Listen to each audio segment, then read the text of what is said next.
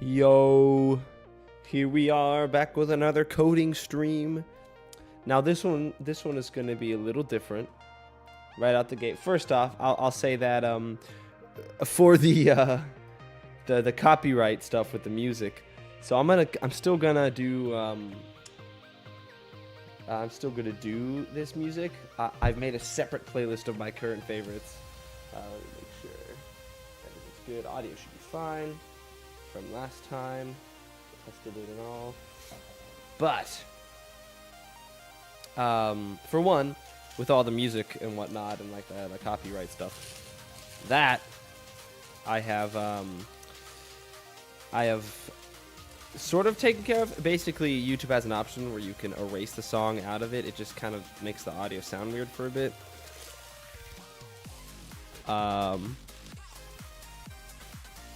Hold on, let me go ahead and send this off to some people.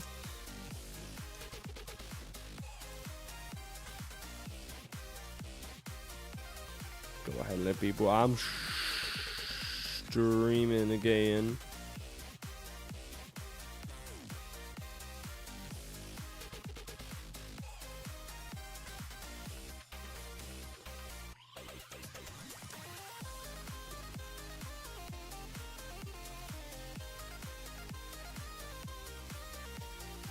Alright, so with the music last time, right, copyright stuff, YouTube has an option where you can erase the song away. So I'm just going to be using that every time something comes up until I've weeded out all the copyrighted songs out of my playlist. And then I have a new coding stream playlist that I'll use for each time. Maybe I'll add more songs. If you want any songs that you know won't be copyright struck, that you want to hear on here, let me know. I'll add them. But I'm going to start the stream off with a little something special, something different. So, here on the, well, this is Unreal Engine, right? This is a different game I've been working on a lot, and I currently have what's called, oh, that doggy wants in here. Oh, goodness, doggy. I'm gonna go and skip the song. It's a little too hype. Yo! Ooh, Voyage is good. Alright, everyone go listen to Zan Griffin. But here I'm doing basically inverse kinematics movement for this guy. Oh, that's not that. Don't worry about that. For this guy, right? I just have that base animation going on. And as you can tell, it's not exactly working very well. So I'm going to create basically something. I need to create a better way. What I'm going to do is I'm going to say, instead of it doing world rotations and whatnot, I'm going to get every vector to the next joint and make that what determines rotation. Though to be honest, the ideas I had for it, I know I wanted to make a get all vectors thing. Let me see if that's actually a thing. Get axes. No. Okay, that's not already a thing. So I basically want to get the left, right, up, down, forward, backward vectors. Just get all of them, and get the same vectors for basically just get every single vector, and then use a certain vector, whichever one is supposed to be there. Basically every joint will have its vector saved for whatever its next vector is going to be, and using that it will determine where to point to the next one, and then obviously parented parts, child parts will be rotated anyway, but before that I'm going to go ahead and leave you here with the music for a bit and take care of this doggy.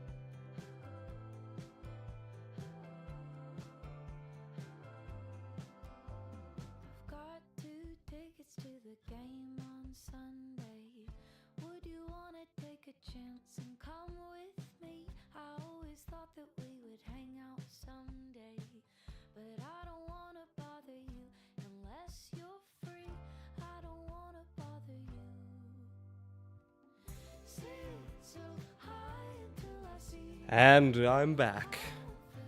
All right. So, we're going to do this first before anything. I'm going to turn my food over there for a moment. All right. So we need to create functions. We're going to go to this content drawer. And we are going to head over to the libraries. And this, vectors are math. So we're going to go to math functions and create get all vectors. And we're also going to create an enumerator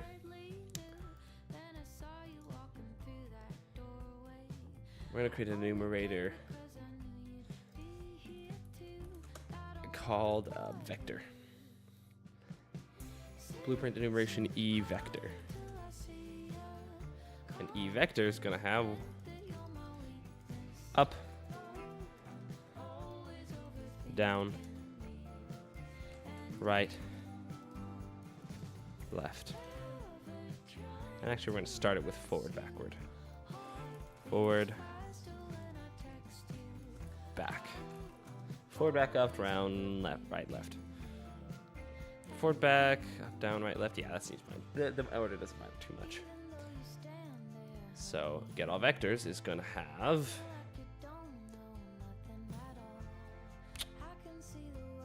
a rotator.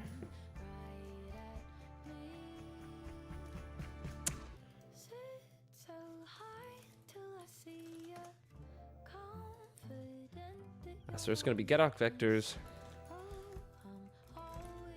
rotator. Actually, we can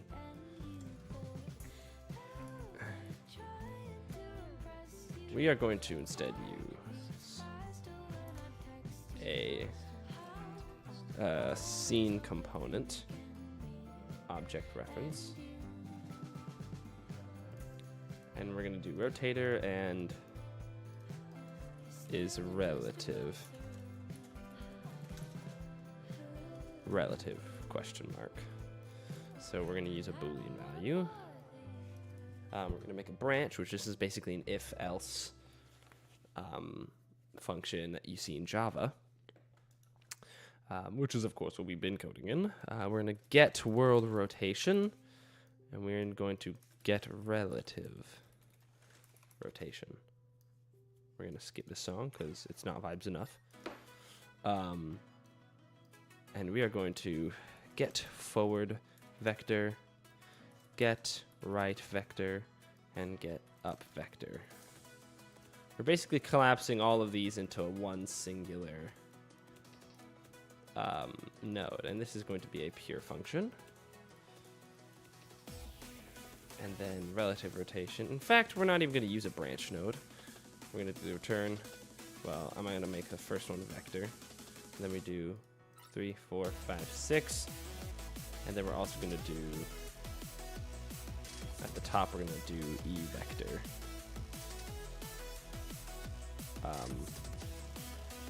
Return vector. Return E vector. So we're going to go ahead and grab all these, put them over there.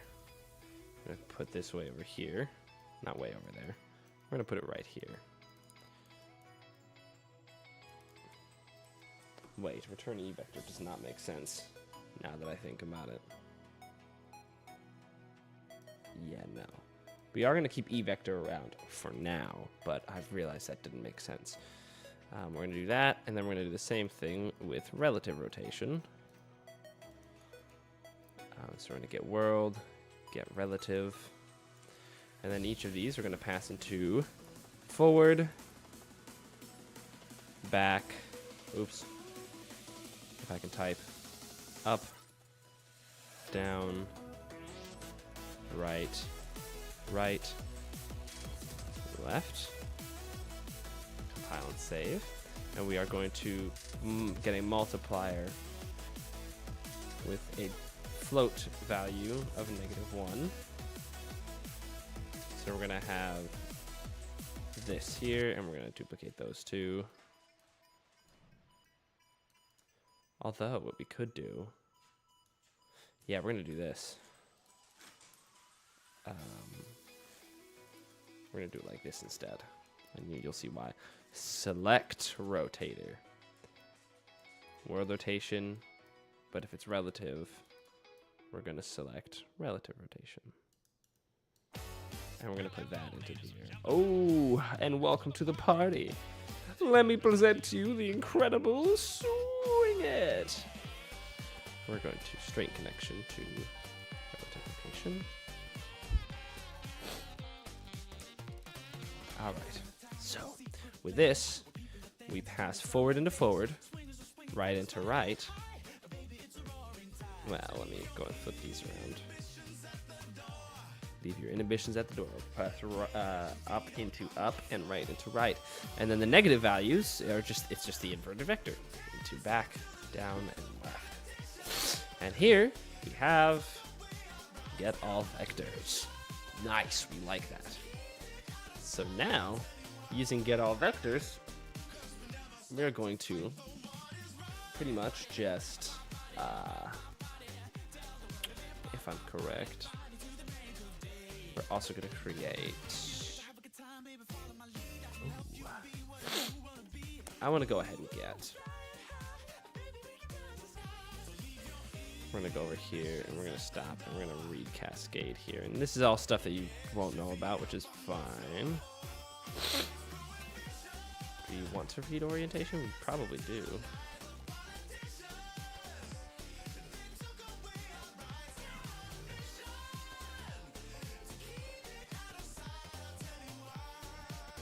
We are going to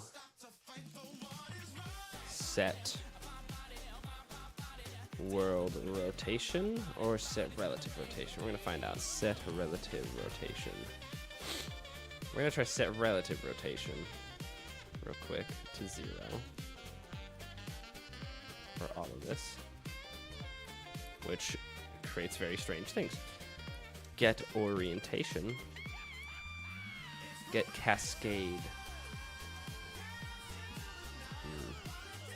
That's right, because it's just scene components.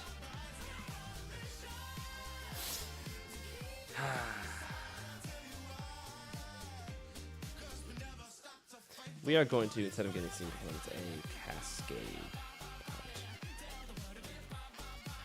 Compile and save.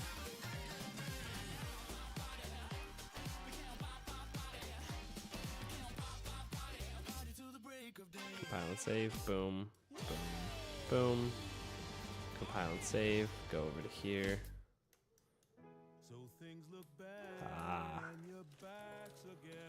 We're gonna fix all these connections. I wish you could fix them easier, but here we are.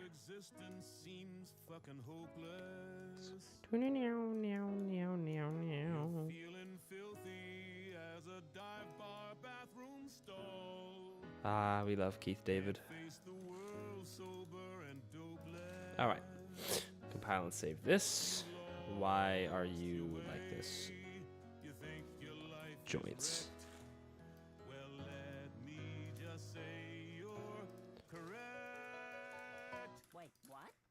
Oh, we just have to fix joints, don't we?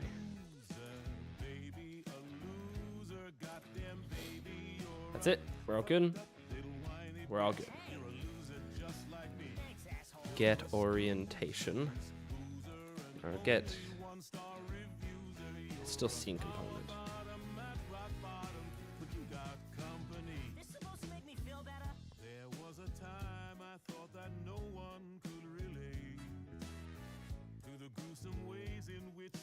Compile and save. Get orientation. Cool. Okay, orientation type. What do you mean orientation type? Oh yeah, that's right.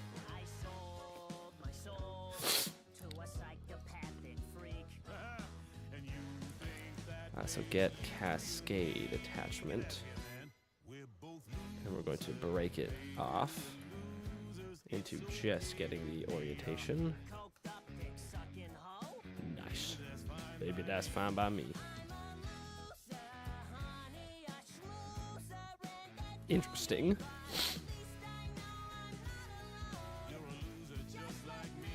We're not gonna pass that through yet.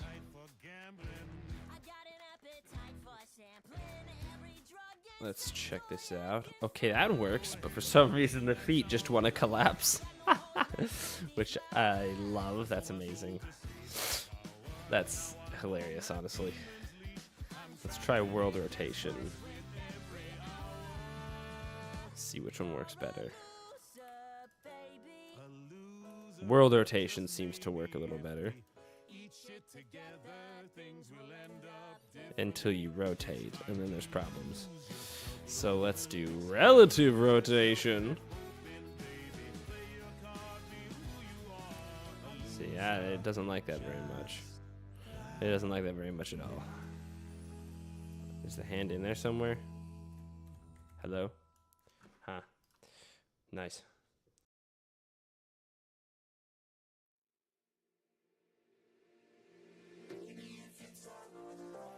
I had to blow my nose. I didn't, want everyone to hear that. Just.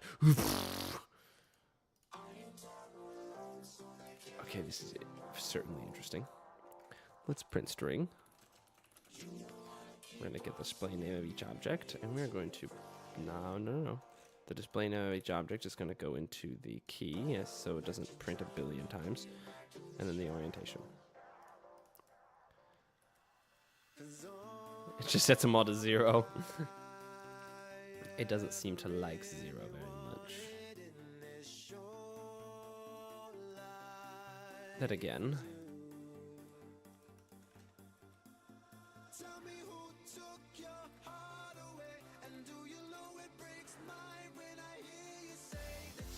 Interesting.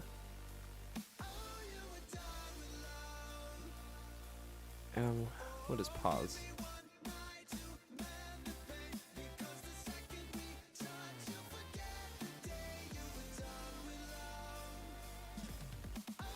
It's pretty much just rotating like that. We're gonna stop drawing debug for a second.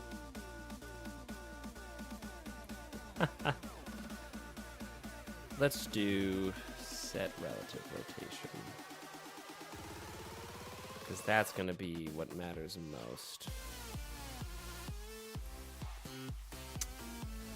Why is it doing this is a great question. We're not going to worry too much about it. So setting all the relative rotations to 0, it does not like very much. Even though they're all already 0. What if we set them to 180 something? Just x180. Oh! Wow, T-posing. Robot man. Okay, but the arms, the legs work. We're gonna 0 that out and try 180y. Compile and save. Excuse me. See, this is the stuff that's really interesting. So what we're gonna do instead is we are going to get all vectors, and I want to go ahead and print string, and we're gonna get the display name again, so it's not printing a billion times, and we're gonna print all of these. And you're like, oh, that seems kind of weird. Why would you want to do all of that? Because I'm a crazy man. That's why.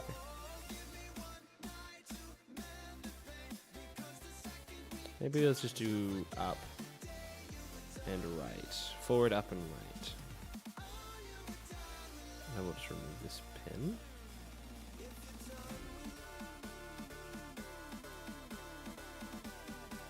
I don't think it likes that very much. There we go. Alright, let's try this.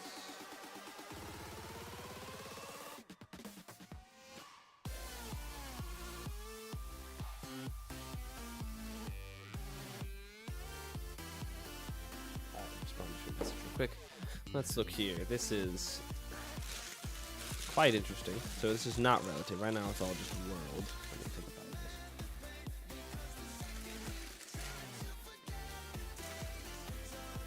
I'm going by world is less than okay. But if you go by relative, it never changes, which is good. That's a good thing. So let's stay here for a second. Our forward, and then it's forward, up, and then right. Up is -1z. X is 1. And then -1y. Let's get a branch node here.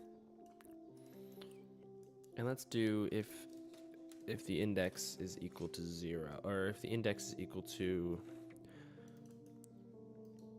the length of joints -1. So if it's the very last, no, if it's the very first part is what we want. If it is the very first part, we are going to, okay. We are going to get the up. And we're going to do, here's what we're going to do. Make rotator. Oh, no, that's right. Here's what we're going to do. We're going to go back to our math functions. And we are going to make, so this is get all vectors component. I guess you know it's a component. And then get all vectors. Oh, I guess you have to name it differently. Rotator. Get all vectors. Get all vectors from rotator. And we are going to just delete these, delete relative. And we're just going to get a rotator. And we're going to put that into each of these. This is going to be get all vectors scene component. Oh, that could probably just be an object.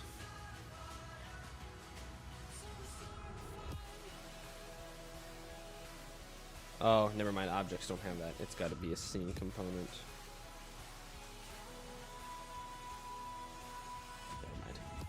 So from rotator is going to be like that. Nice. Okay. So with this, we are going to, we're going to get the get target. And we are going to get base. Look. Find look at rotation. And we're going to get all vectors from rotator.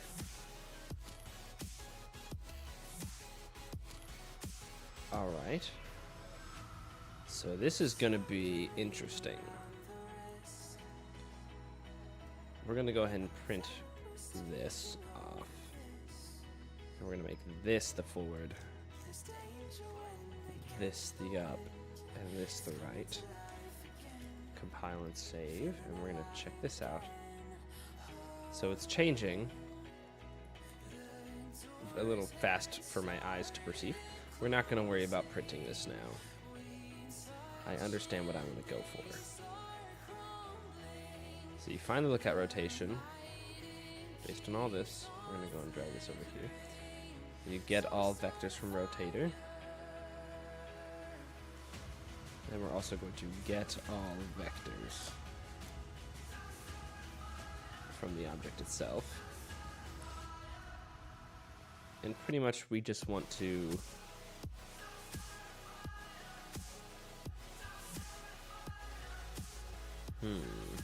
we want to change I think make rotation from axes forward, right, up. Oh, I guess it is a little reverse, so we're going to go back to math functions, and we're going to put right, left, forward, back, right, left, up, down, in that order. Right, left, up, down.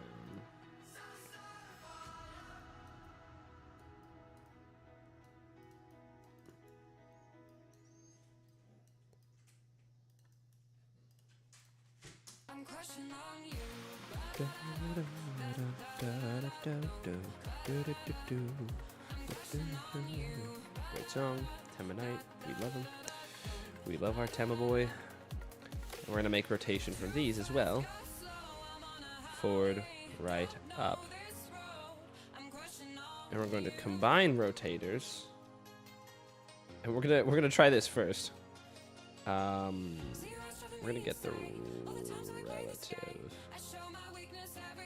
Actually, we're gonna get the world. And we're gonna set world rotation. Now this is probably gonna go crazy because I'm just combining them, but I'm trying it. I'm gonna try it anyway. Yep. Looks about right. Okay. So, let me take a bite of this.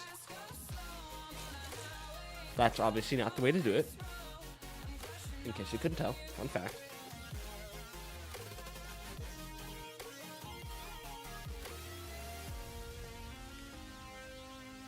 So it's almost like we want to combine certain ones. We know the forward, we know the right, so now let's use just the new up. Oh. I don't know why he's spreading it like that. Honestly, let's just do this.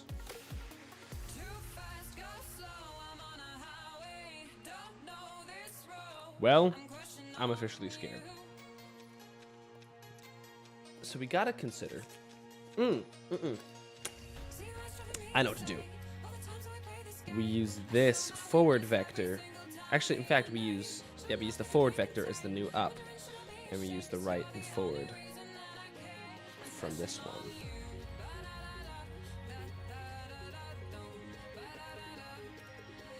Odd, but interesting.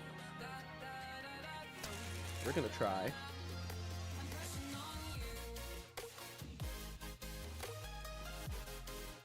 I'll just do something to this one, but we're gonna do that later.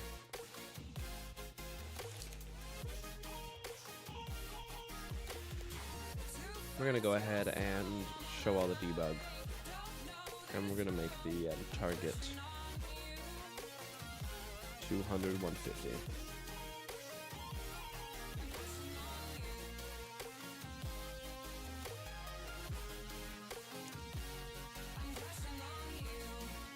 The pull target. Oh. Pull target is 200, 100, 100.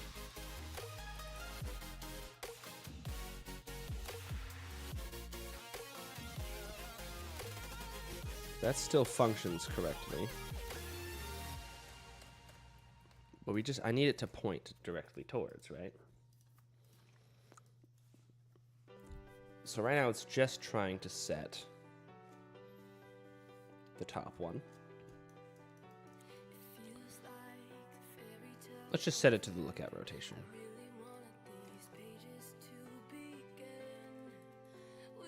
Okay, so now it just has to find the right rotation.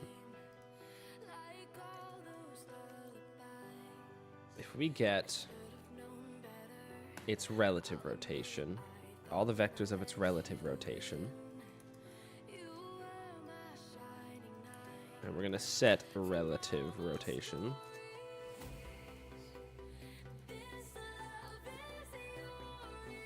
Well, let's see what happens if we just set the relative rotation from that.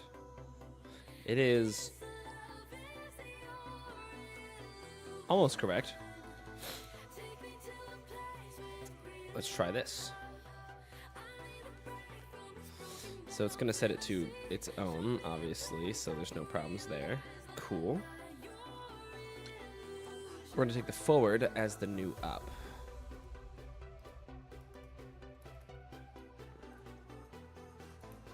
Okay, we're going to get the up as the new up.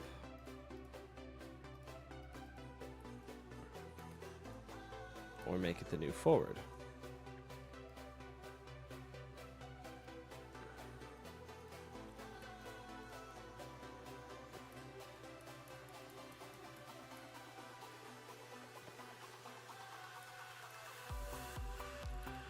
What if we take back as the new forward?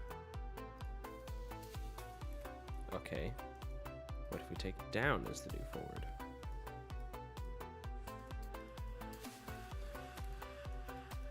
Up is the new forward?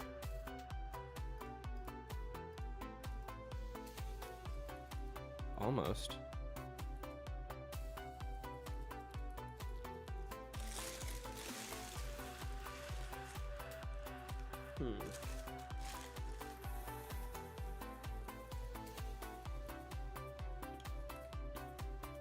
Now it's almost inverted. It is inverted.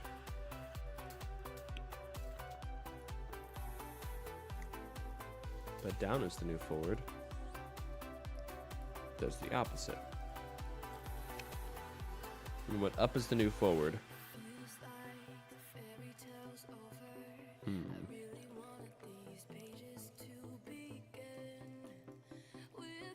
What if we do this?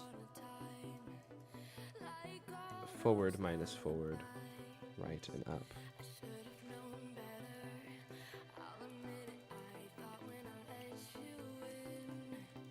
And then up minus up is up.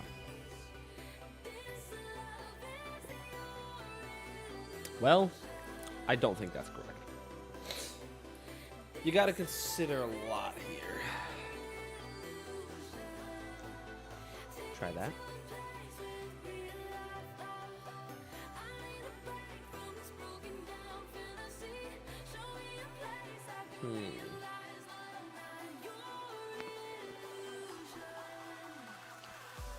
What if we get the world instead? Oh! Maybe not that. So relative is correct. And we want to set relative rotation. Oh yeah, because I did do set world rotation. It's best to use relative rotation, but let's try it with world. I gotta pull it from this set world rotation.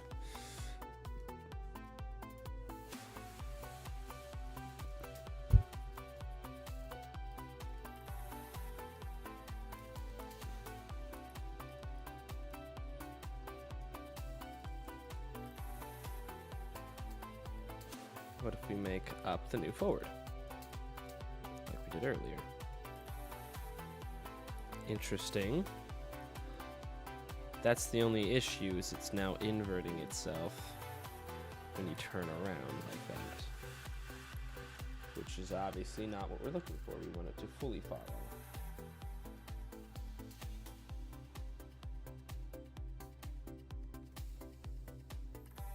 Replying to a message. Taking a bite of my croissant. Brain food. Okay. So this is where things get confusing. That seems to have worked.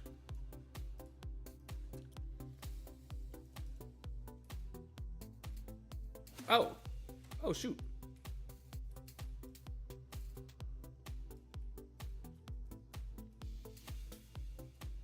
Okay. It sometimes works, sometimes doesn't.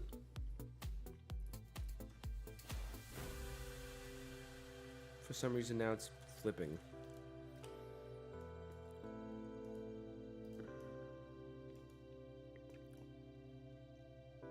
Let's try this. Do that with relative.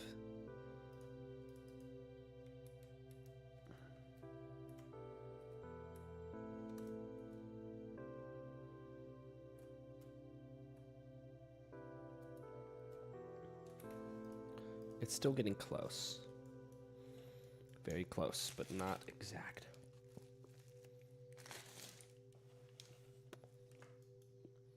Oh, flip them.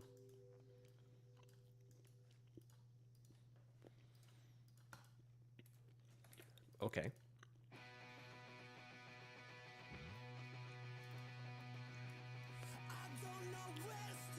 We're gonna make the back the up. And leave up as forward.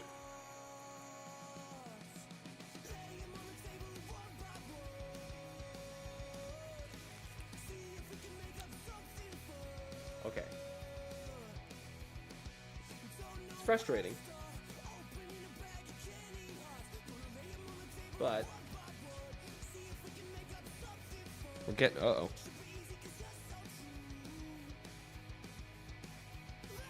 We're getting close here.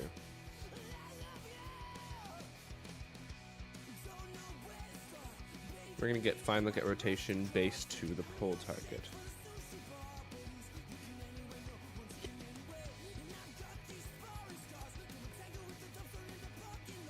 And we're gonna get all vectors of that rotator.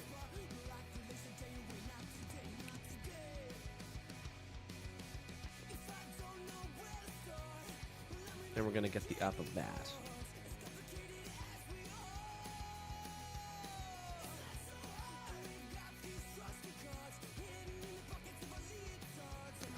Its up is going to be that forward. This forward is going to be this up, and then it can keep its own right. How's that?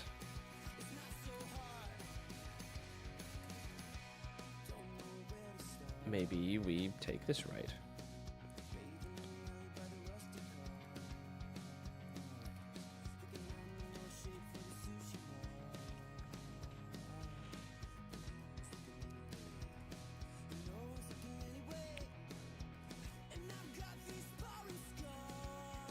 Let's print this again.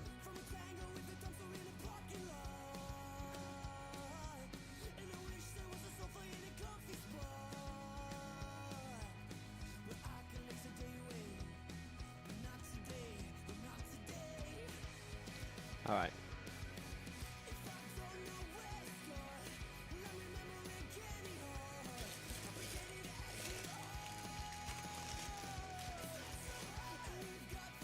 We have some questions.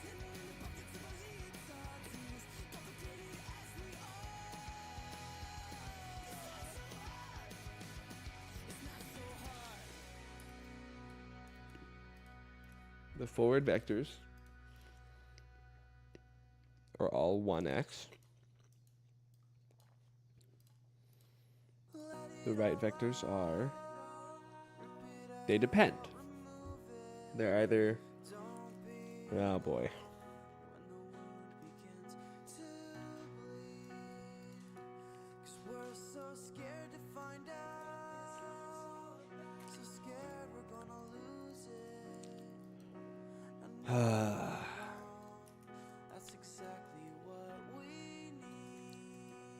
It is certainly getting confusing. So let's return to the world rotation. I really think relative is not going to be our thing.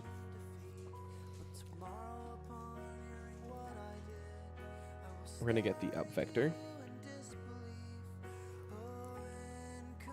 to the pole target.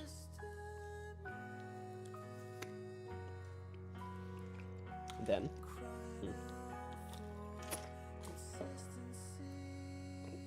the forward of the base.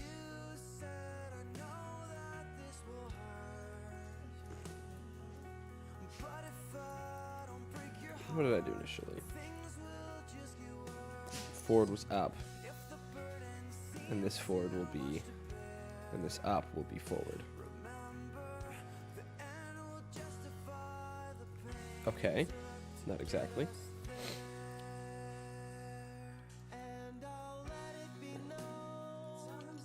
Let's try forward and up here. Reverse them. What did I do initially? Up for forward, forward for up.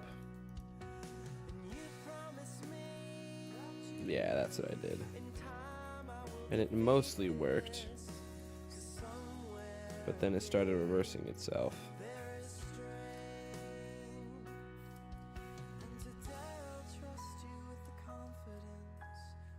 When does it reverse itself and why? That's a great question.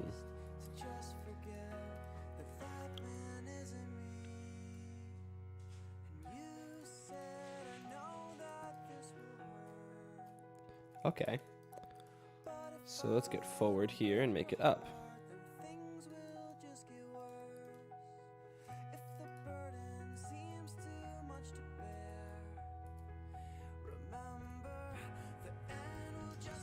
Things start getting very confusing.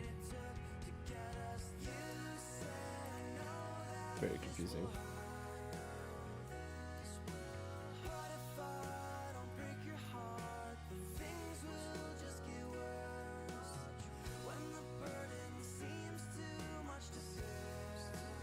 So that's when things reverse, is when we go back out of it.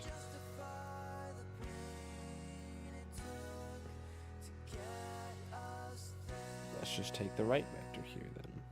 No, wait, the right vector of the pole target one.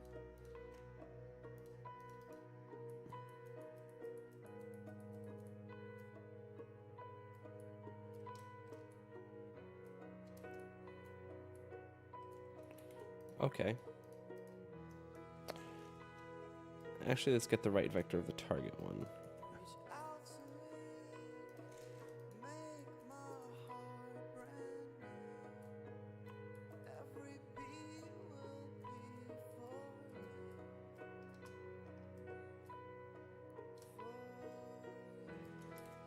Okay. Oops.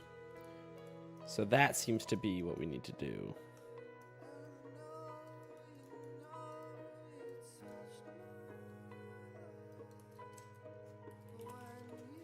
So we honestly don't need to get all of them. It's a bit messy.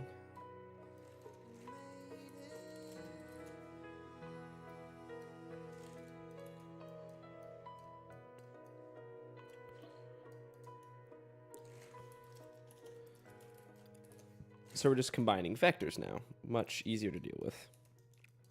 Much better to... It looks like it's way more stable. Now what if we just activate this? Poseidon, you're fine, but eh.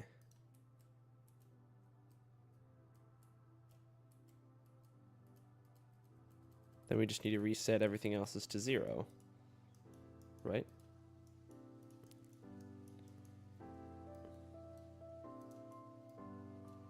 What happens if we do that?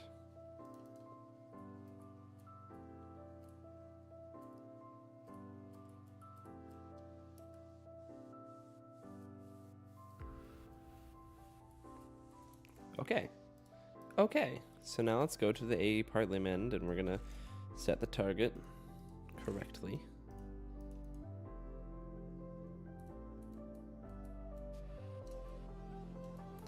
The only issue is the hands now. And the feet are not having a great time. So it looks like we're going to need to do more vector stuff. Or there's always the chance we could just use the medium discs, continue building on to make it longer.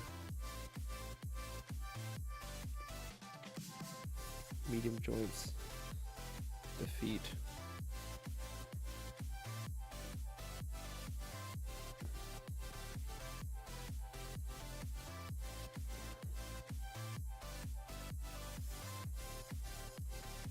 We can always just scale this down as well.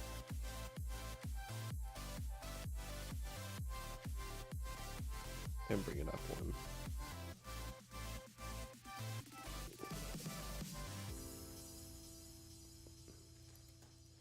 See, that doesn't look so bad. But the hands won't match now.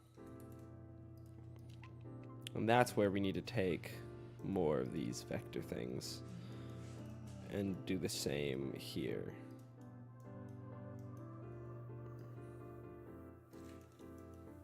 So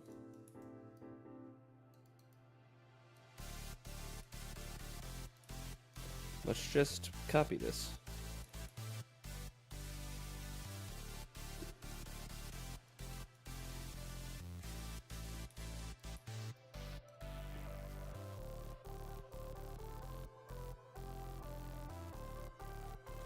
Maybe not exactly. Maybe let's not copy it exactly.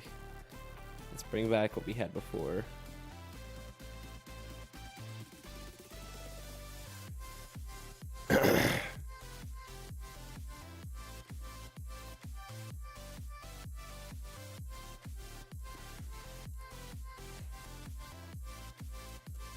Get rotate objects.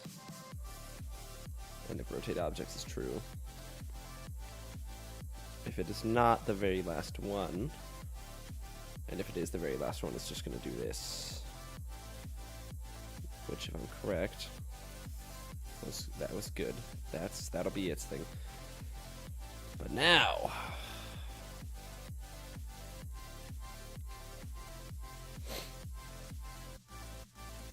going to get...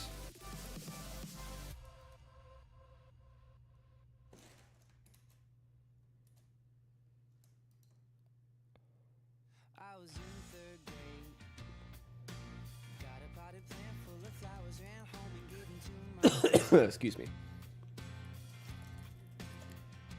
Get all vectors, not relative, and we're going to lerp these vectors. Make rotator from axes.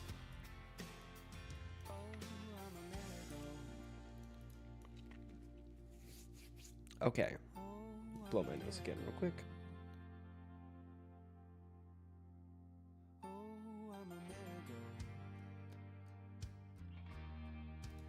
All right. So.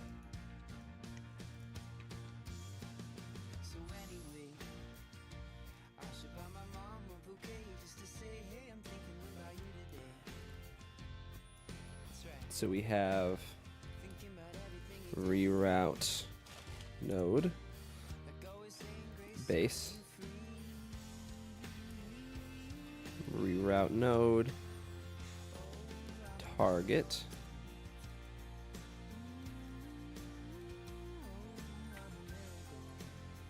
and then of course the pole target is always the pole target.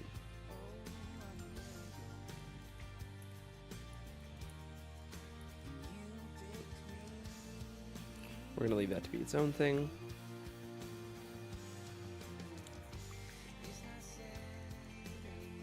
And then, of course, we're going to find look rotation.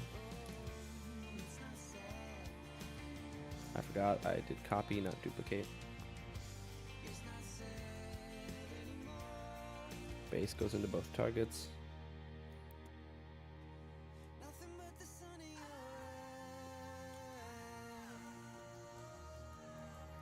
That goes into this one.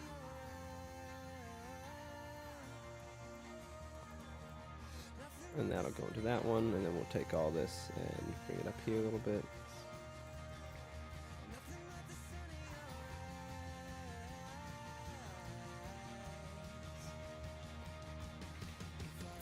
Got better in second place. I'm gonna go make a play for your heart.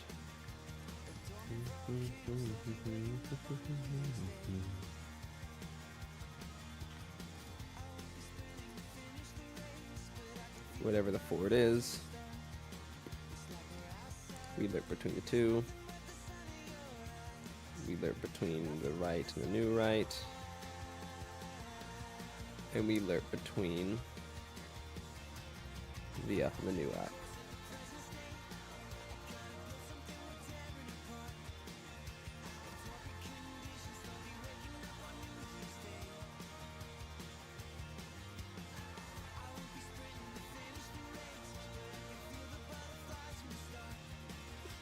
Alright, and then lerp alpha into all the alphas. This looks still just as complicated as it did before, but I don't mind it so much. We're going to see how it looks. Hopefully, not terrible. Okay. Pretty good. Maybe. Mostly. Maybe not. Maybe we just don't linearly interpolate. Maybe we just leave it like this.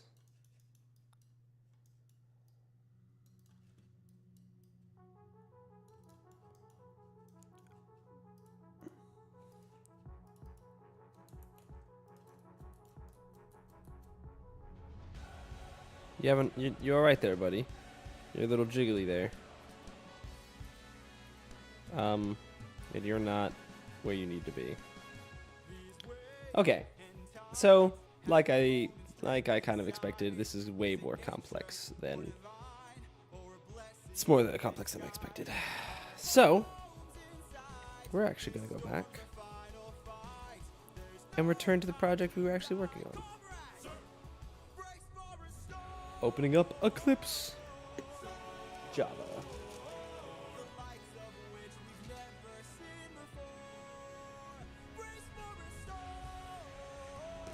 All right. So, here was my fix for that constrain method. I'm going to go ahead and do a move method so you can kind of see the movement of these things.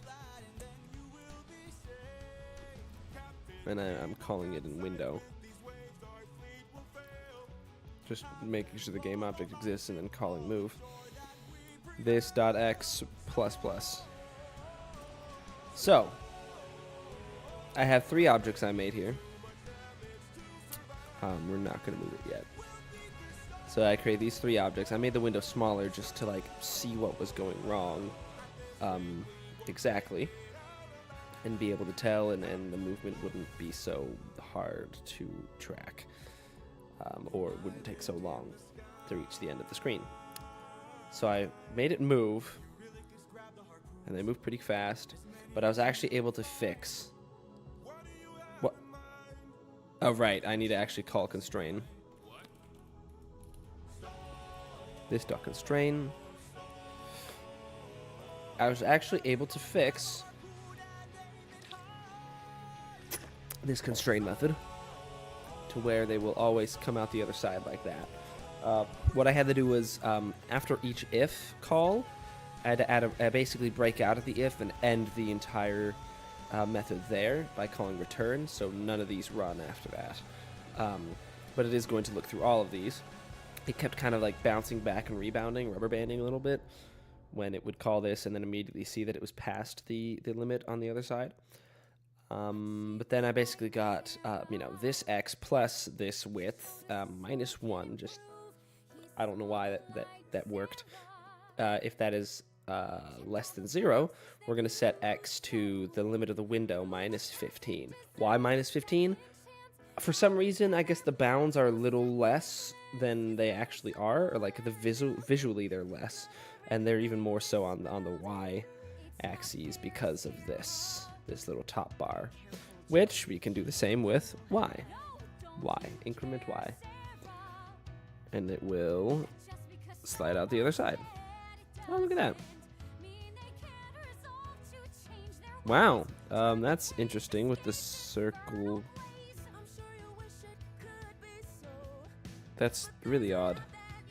I guess since it's bigger, it takes more time to actually get to the other side, which is fine. I don't have much of a problem with that. There's not going to be a big difference in size with the cells if they end up looking different or being different sizes. I'm okay with that because they're not going to go outside of the screen too often. I just wanted it to generally work. So now I'm going to actually change the size of the frame. So just make sure this still works, and I'm going to use x plus plus and y plus plus, not y plus plus, which means increment. It just increases it by 1 and then sets it. So let's watch this for a little bit, DVD style.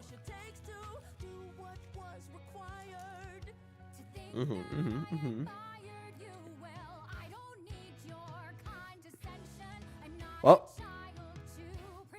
are they all inside the big one? Ah. Let's give them some more space, shall we? Let's put this one at like 500, 200, and put this one at 61,000. 6,800, 700. And this one will be at 250, and this one will be at like 800. There we go.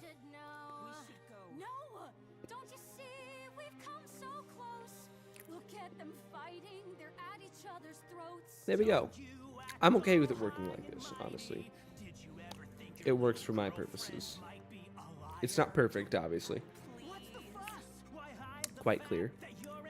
But it looks nice.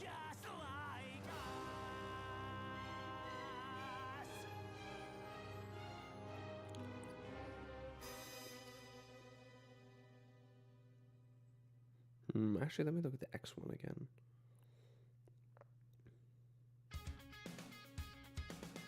Nice, I'm glad the diagonal works pretty well, actually. Okay, cool. It's pretty smooth.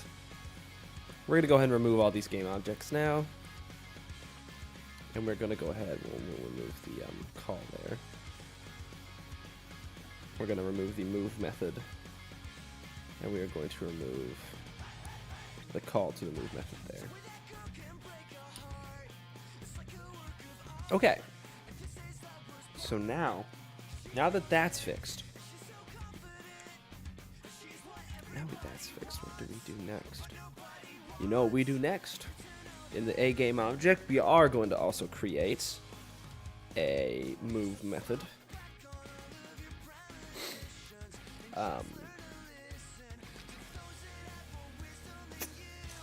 Move is just going to call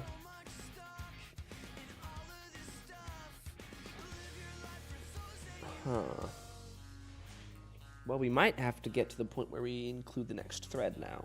So we're not going to worry about movement yet. Now we create the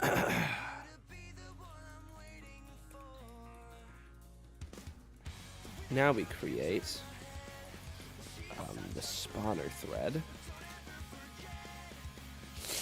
The spawner thread is going to handle adding and removing of objects.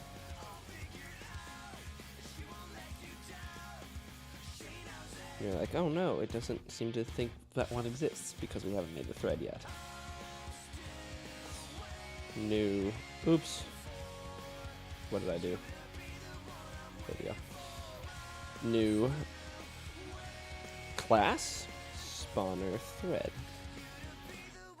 Spawner thread is going to extend thread.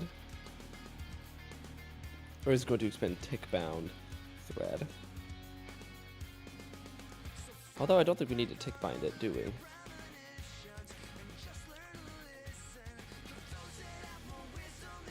We don't necessarily have to tick bind it. So we're gonna untick bind it actually.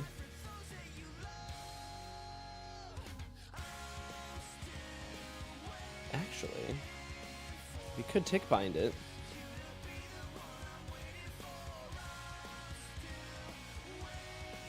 Use the main tick rate. Now we're not going to tick bind it. We're going to create a new thread, and we're going to override the run method, of course.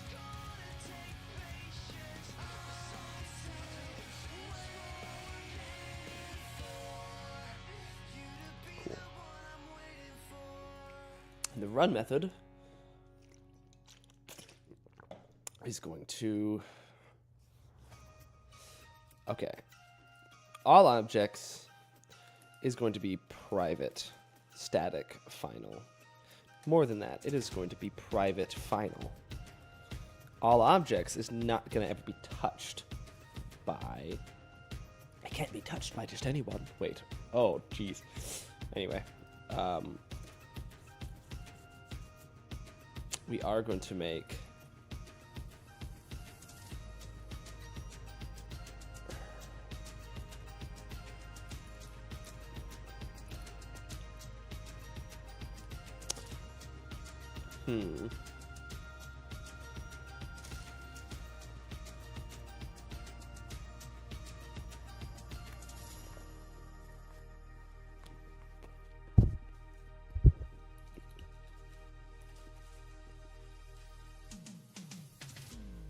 We're going to make spawner thread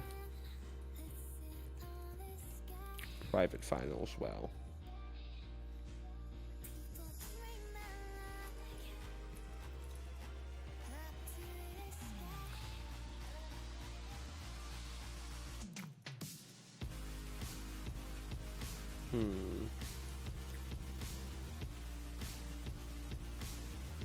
I guess it has to be static.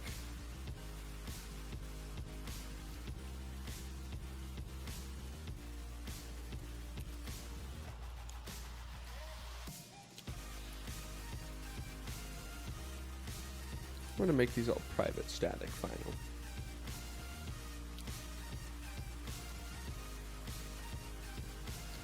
Okay, we're going to immediately do sthread.start. What are you doing, dog? Sthread is going to start. And And S thread, I almost want to say the spawner thread doesn't need to exist until it needs to exist. That, you know what I mean.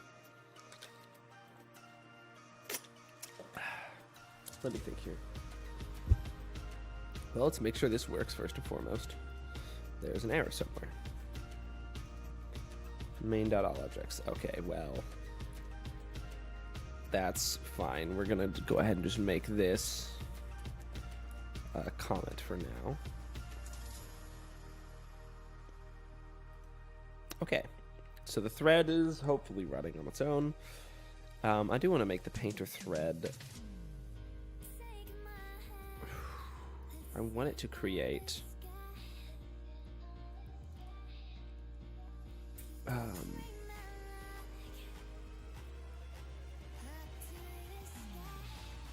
I want to make it print FPS. We're going to do protected Boolean print FPS.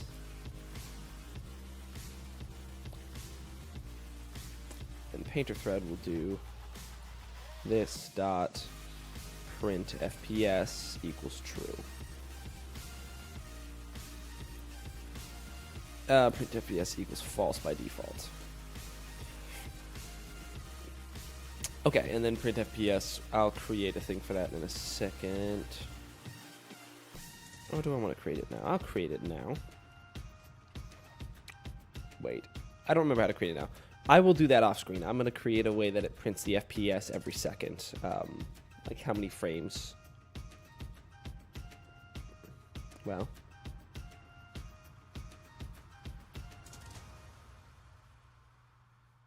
Yeah, okay. Delta time, current time interval. And then int FPS.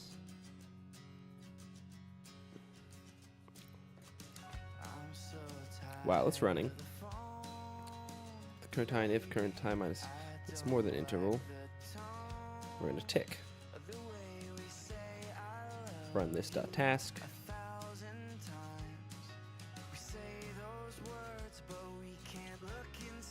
Wait.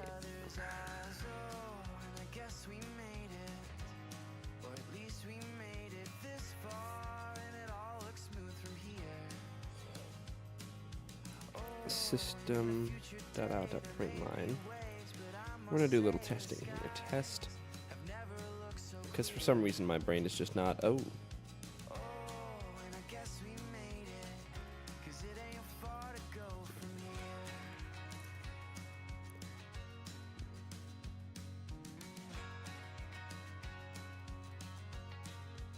There we go. That's the second. Excuse me. I'm going to call if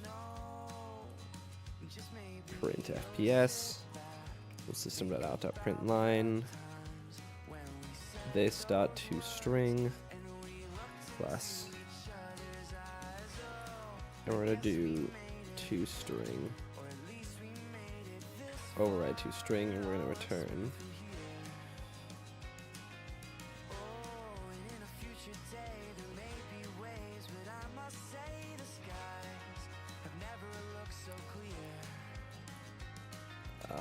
this dot class dot toString.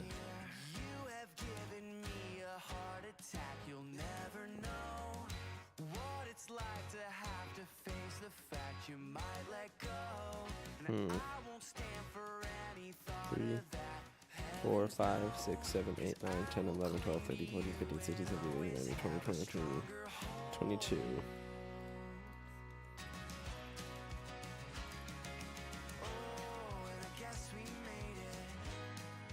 Nice. Cool. toString. So it's going to be painter thread plus FPS plus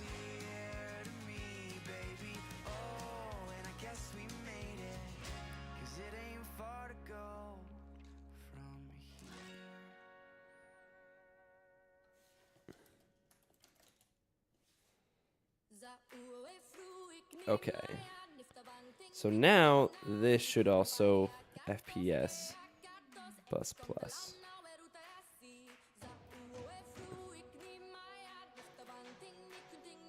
Although it's going to add up, isn't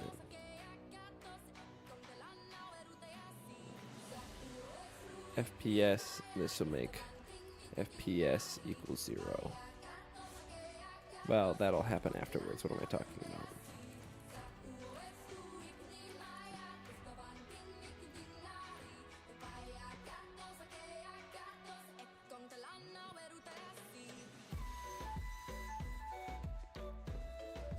Now it's always 119. I guess FPS will equal 1. Should it have always equaled 1?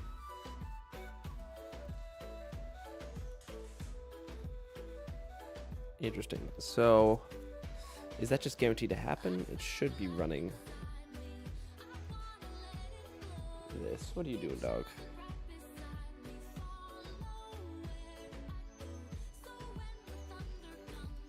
If tick is less than tick rate, tick increment, else.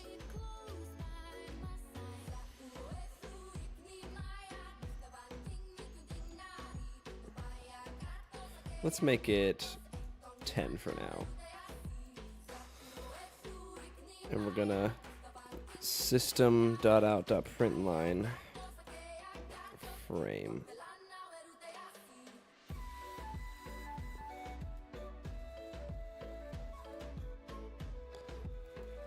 One, two, three, four, five, 6, 7, 8, 9, 10. Cool.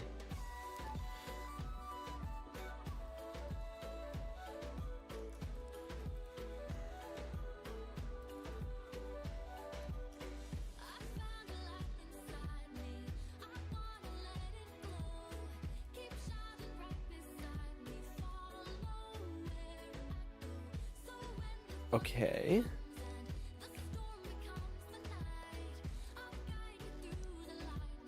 So now if it ever gets less for whatever reason.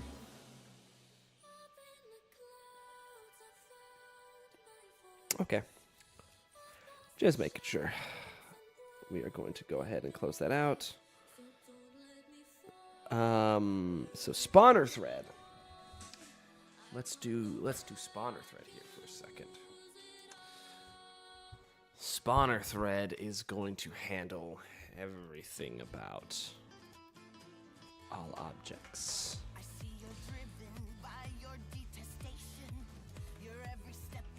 It's going to contain all objects.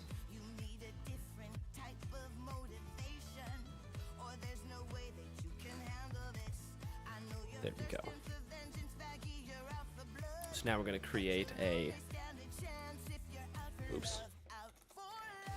public static spawn spawner, public static spawner thread spawner, return s thread. It's going to return the s thread.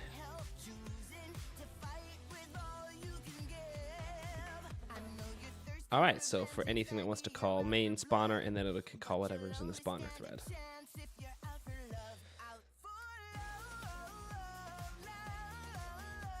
So, spawner thread is going to have many a thing.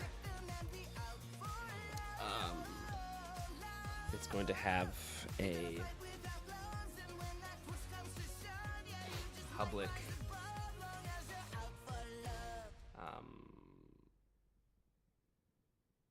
public array list, because array lists you can go through faster, if I'm correct.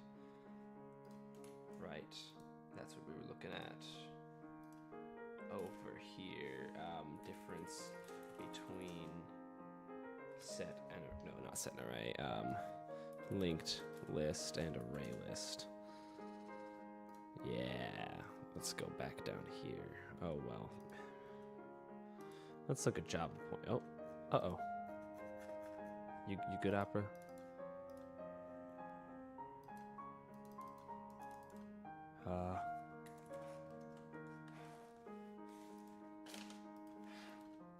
There we go. I can click on things again.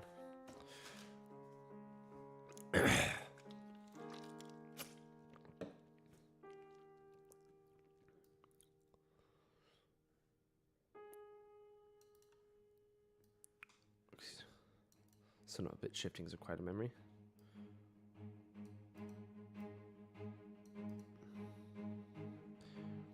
Better for storing and accessing data. For manipulating data. The memory location is contagious. I don't know what contagious? What does that mean?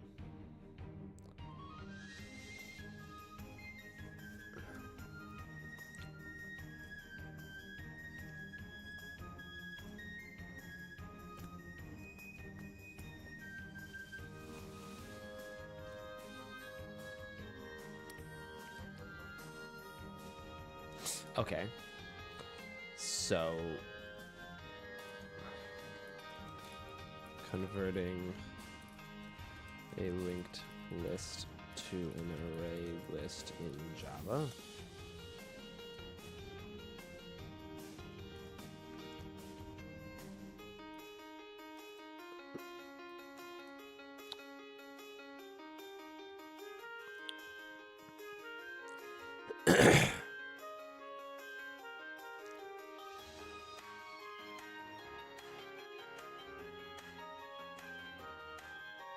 Okay.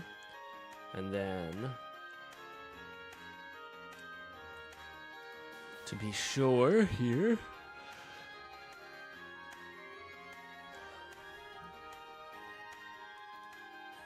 better for manipulating data, which is what I want to make sure we can do.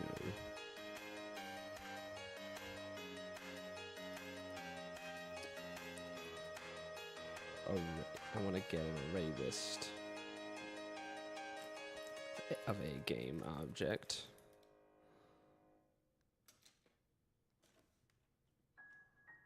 Called get all objects. We have to import array list, return new array list, a game object equals array list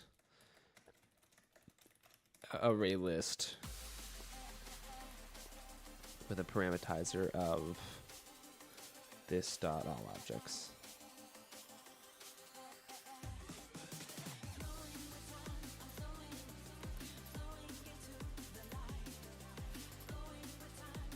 Or wait, there we go.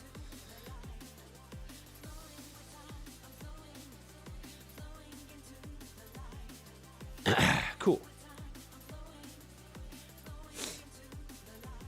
That should work there. And then we're going to do public void add, public void remove object and add object. And it's going to take a game object O, a game object O. Object. Ooh, we can. Let's make this more readable. This dot all objects, although it's no longer all objects because it's not static. Dot all objects dot add object. This dot all objects dot remove object. So the thread exists. It doesn't do anything constantly. Oh, I spelled the wrong object. We're not even going to call super run.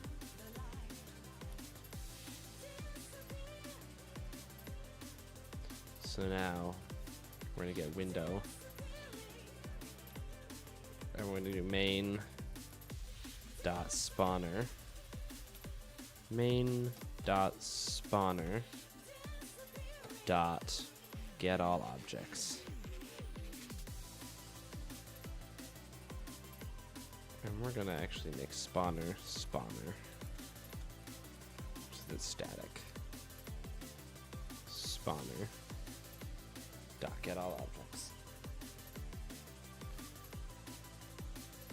Okay, and then we're gonna do spawner dot. Can I not do spawner? This dot.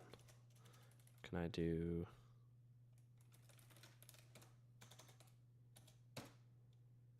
spawner dot? There we go. Add object. New a game object. An a game object is going to need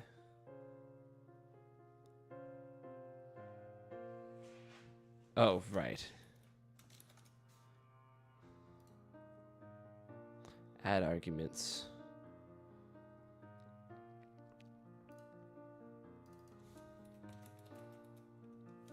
Dot square. And we're going to create it at 10. We're going to create it at 10, 10, and it's going to be the size 10, 10.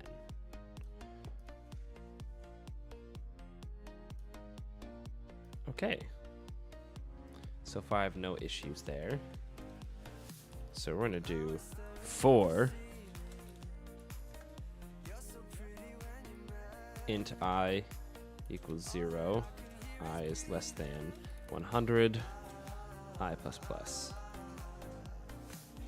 We're going to make a new game object, although we're going to create a new XY.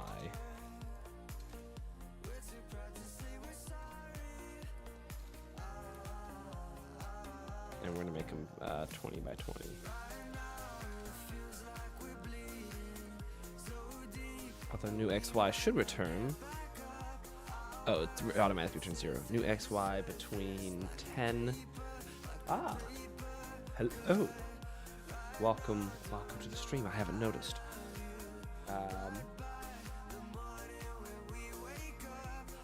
Did Opera free? Oh, you joined an Opera Foes. I see. Hello, Joy.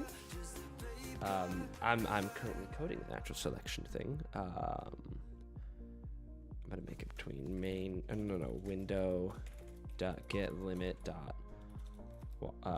height. No dot.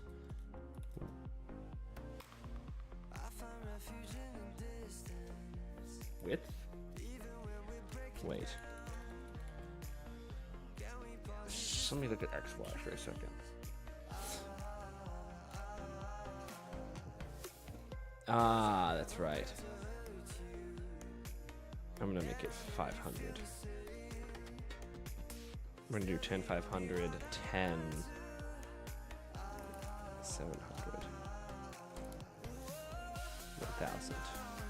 Actually, we'll do window dot get limit dot width minus 10. Then we're gonna do this dot height.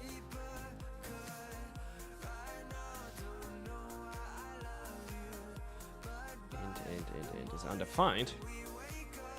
Int.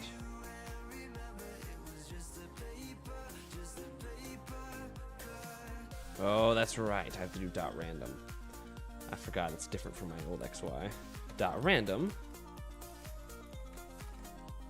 There we go. See, I'm good at things. No, I wasn't talking about that. Although I do want to stream when I do end up recoding that. No. I am coding a, and for those of the uninitiated, for anyone, not that anyone is watching, but for people who go and watch the stream afterward, Joy's talking about a Hunger Games Simulator thing. Brant Steele's Hunger Games Simulator is a website, and it's old, and it's cool, but I want to make a version of it that just has a stupid amount of events and like possibilities. I'd say go check out the website to see what I'm talking about. It's really fun. I loved playing around with that thing when I was younger. But I've been programming my own these survival simulators here, and I'm going to be doing that again in the future. But what I'm doing right now is the natural selection simulator. Boom! Look at that. You know what we're going to do? Thread.sleep. 5. Surround with try catch. Boom! Look at that. It's this thing. It's the natural selection simulation. Which, for those of you who just got here, aka you, it is my attempt at simulating natural selection in like cells and stuff. So I'm gonna be making little cells. Uh-oh, what did I just do? I put that up there. My bad. You can go there. You can go over here. Okay. So I have immediately fixed one of my biggest issues with the old one, which is when the list is trying to be modified while it's being gotten. Yeah, that's done. It's fixed. The spawner thread is a separate thread that deals with all of it as well. Nice. Multi-threading. Check. Okay. So now,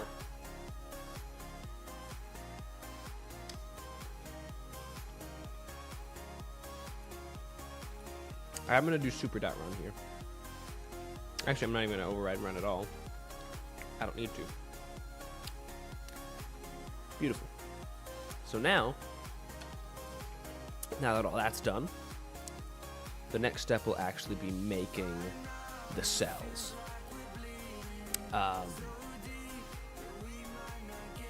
And I guess we can go ahead and start with that, although we are going to need to create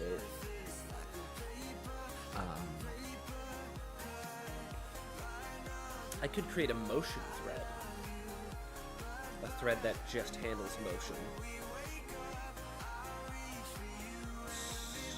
Or I could put it on the paper thread. I'll do a motion thread.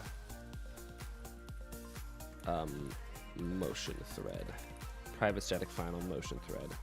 We're gonna call it M thread. And it's gonna be motion thread.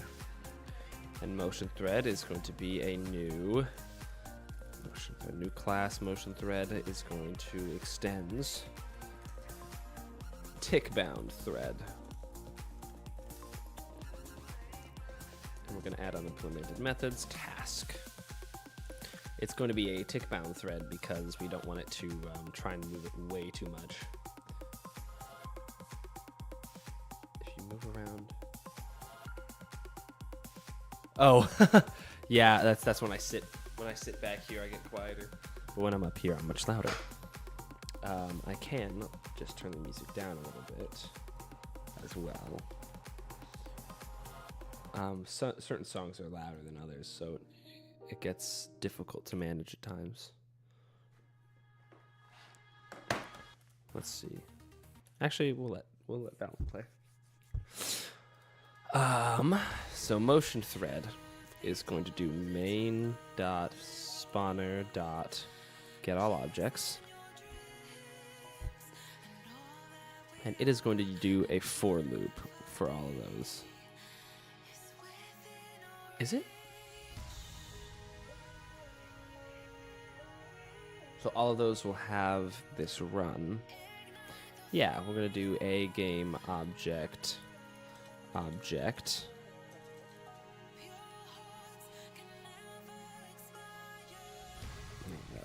all objects. We're actually going to get. Oh yeah, no. Thank you for pointing it out. We're going to create.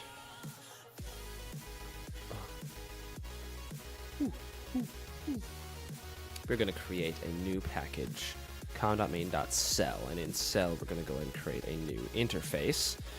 iMovable. And iMovable is just going to be.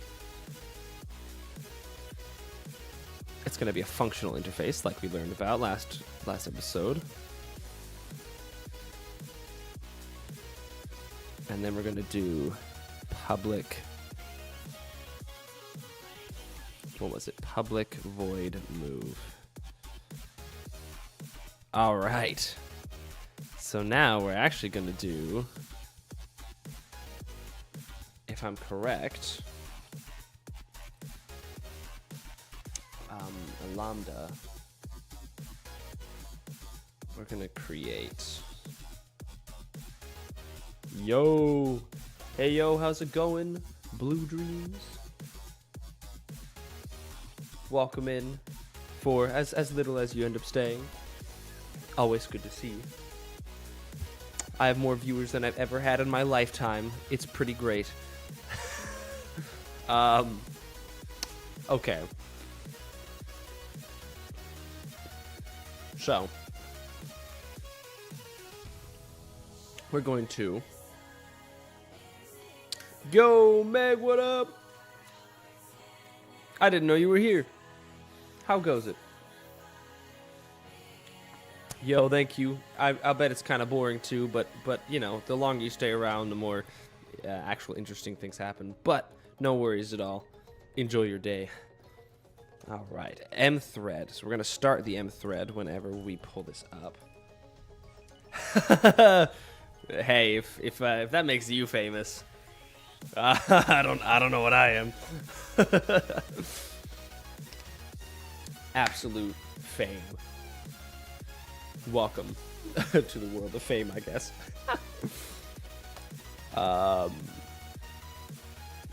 We're going to create. Can I do a for loop? We're going to do a for loop of. And this should work. We're going to do iMovable object. And we're going to do a lambda of iMovable. Wait, no. We're going to create iMovable. Movable is going to equal a lambda of itself. Ah, wait. All right, we're going to go and you know who we're going to visit again? We're going to visit our good friend Coding with John. Let's go say hello to John, shall we? All right, John. Tell us. Wait, I need to go back to find that video. Hello, John. Look at this. Look at that beautiful John. All right, Jonathan's video on lambdas. Where is it? There it is. Oh, I gotta unmute John. But they can also be one of the most confusing to understand, especially. Right. Okay. So let me go back to where he was talking about it. Provide a pass in does exactly the same thing as before. It prints out meow. Implementation Okay. of the print method. We're just passing in that specific implementation of the print method directly. Implementation of this print method as the print Interesting. Okay. without needing all of that extra stuff. So you can literally think about it like this. So let's go over to our cat class and copy the specific implementation. What is going on in the chat? Megan is in the walls. What the? Do I even want to know? Do I even want to know exactly? I think I'll just hang here with John. And we need to pass in a print specific implementation of this print method that we want it to use. This gives you the concept of what we're doing with a lambda method. Implement tax name to define a method. Now have file and run our code, and it does exactly. Okay, so we're going to do. Oh, okay. So we do want to do for iMovables object, and we're going to do a lambda with this functionality.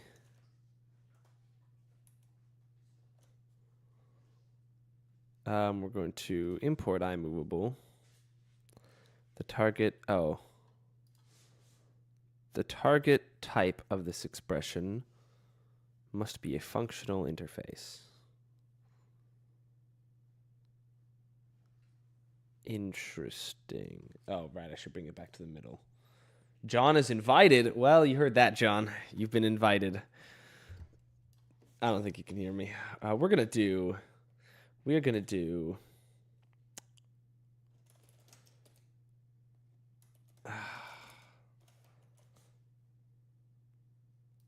How exactly do we want to do this? Let's find out. So something that has have your an whole input as well. as an The ability interface. to make method implementations into objects like any other. Okay, so we're gonna create iMovable.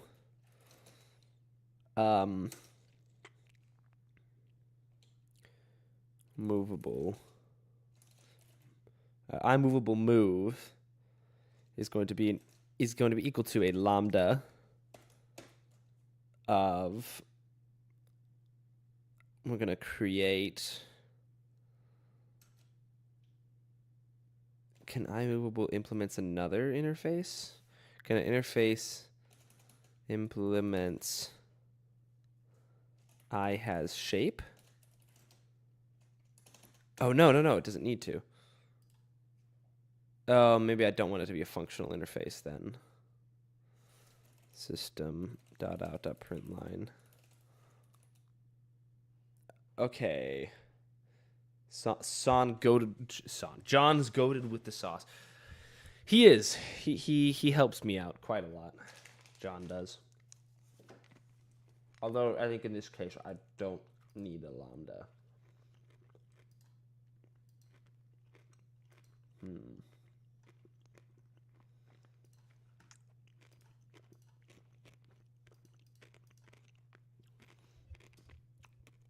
But we are going to keep the interface iMovable.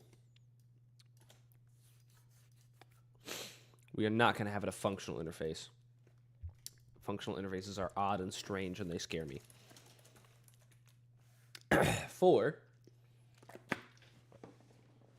iMovable object, and we're going to go through main.spawner.get all objects. Now that is going to give us a game object. So what we want to do is cast it to an array list of iMovable. Well, I guess instead of that, I'm gonna turn the music. My audio was still quite up. Okay. What we're gonna do is we're going to create an array list. iMovable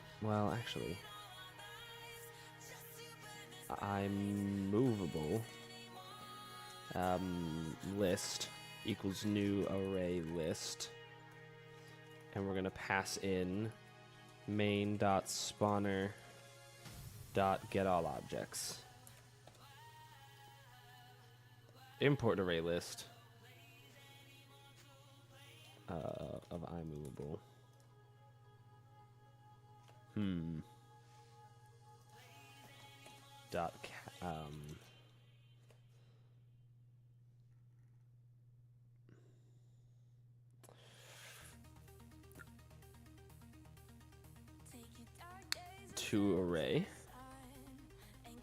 To array.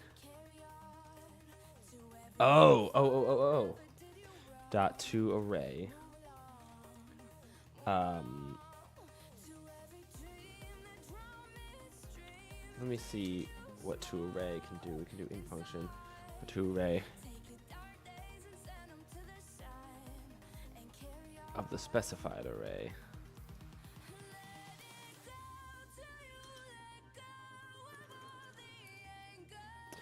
We're okay.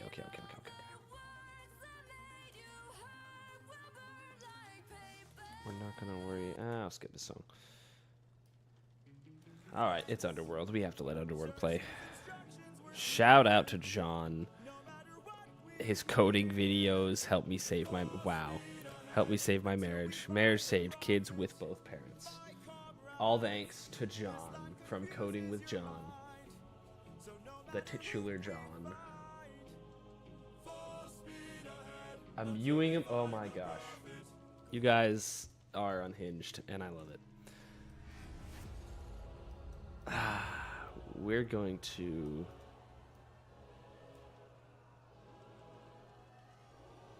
create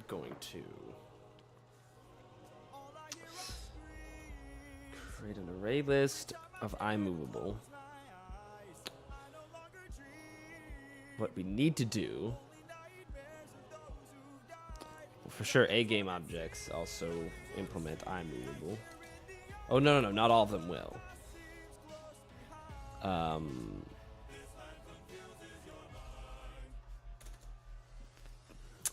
We just want to call the ones that do.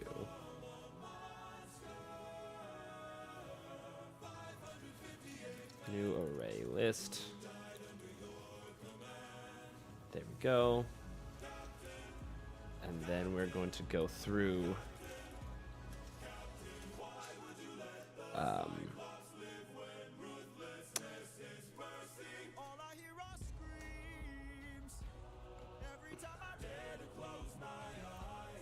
and spawner thread. Okay, spawner thread might reference motion thread, so motion thread can have a separate list of all the movable objects. So we're going to do that. We're going to create a private final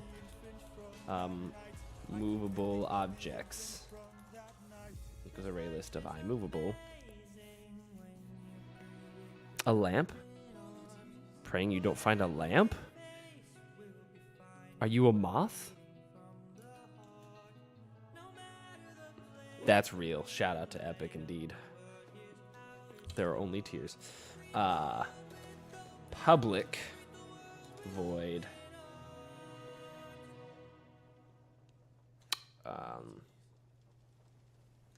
Public void?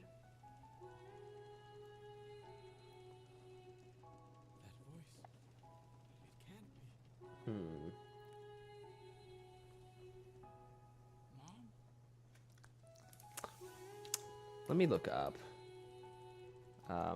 Do static methods occur on all object instances in Java? A static method in Java is a method that's part of a class rather than an instance of a class. Every instance of a class has access to the method. Static methods, okay. Have access to class variables without using the class's object. Only static data may be accessed in a static method. It's unable to access data that is not static. Makes sense if both static and non-static methods. Static methods can be accessed directly. There's a Reddit meme of a guy who was living his best life, wife and kids, everything. Until one day he noticed the lamp was different or something, and it turned out he hallucinated. Oh, right, the blurry lamp thing. Yeah, why does that lamp look a little blurry? Because this whole world is a simulation or something. Yeah. No, it's well, the only reason I wonder about the lamp is I've had other lamp jokes made in the past by other friends.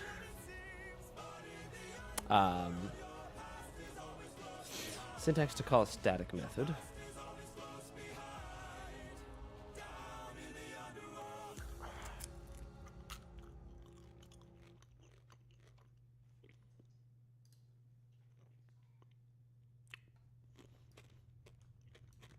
Oh, you know what?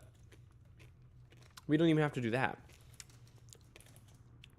We can just go through for a game object in main.spawner. Whoops! main.spawner.getAllObjects. Yeah, I don't even think we have to do this. main.spawner.getAllObjects.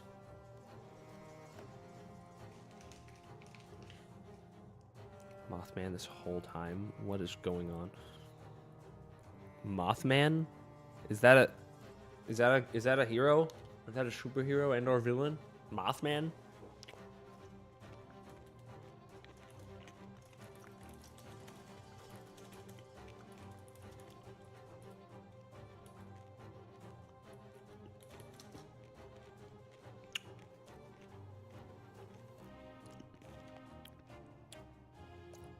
Huh? I don't... What? Am I supposed to know about Mothman?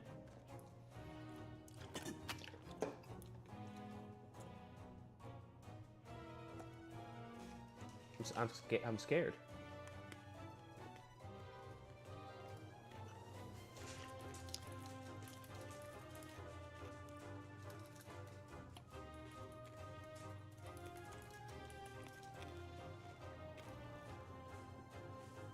Google Mothman.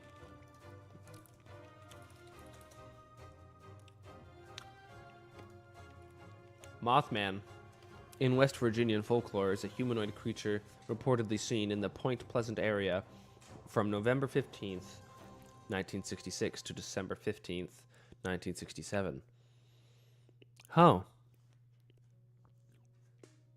Interesting. That's so brother was an actual like vigilante.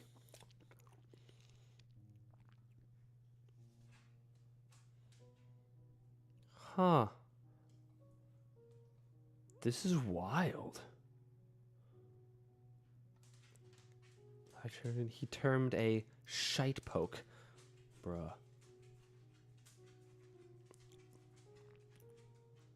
Like its eyes glowed like bicycle reflectors. He blamed buzzing noises from his television set and the disappearance of his German Shepherd dog on the creature. The creature. Mothman.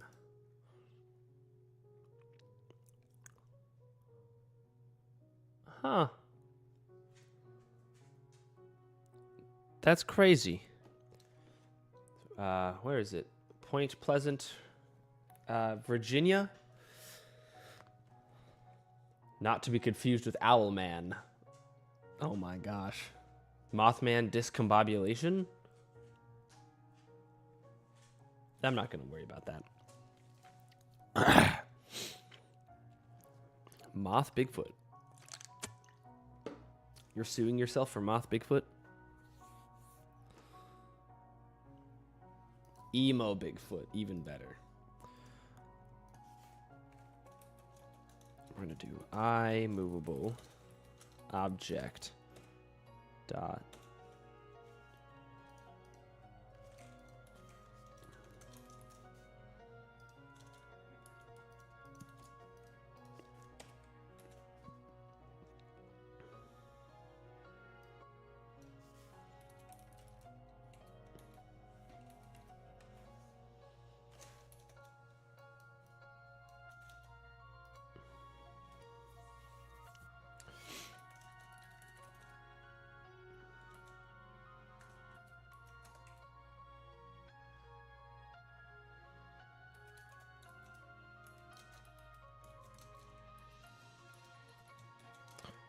implement.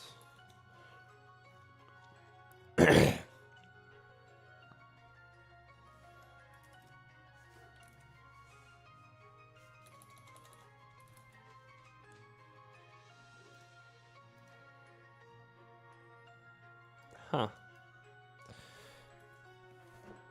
I bet there's fan art of emo Bigfoot out there somewhere. You should look for that. You should really go look for that. I think that's a good idea. Object dot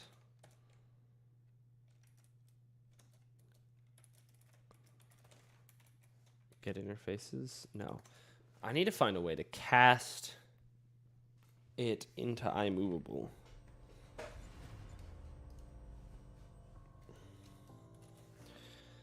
Default public iMovable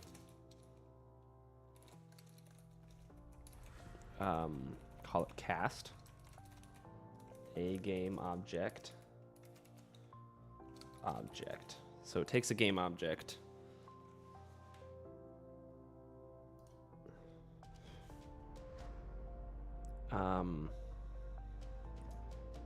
return object iMovable object dot no iMovable dot cast no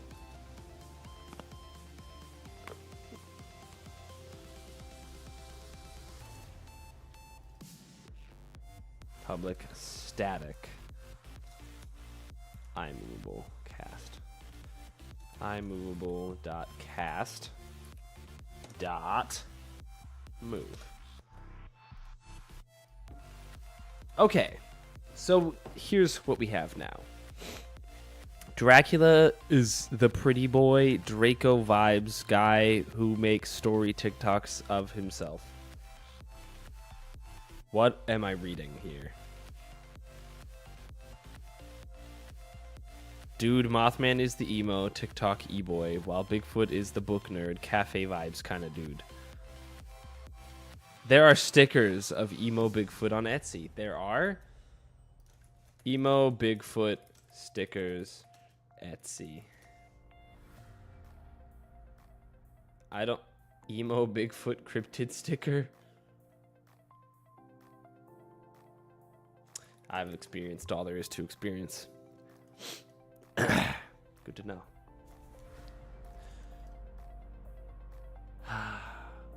I suddenly feel quite sad. I kid. Okay, so now that we have the motion thread running, it's going to constantly see what can run here.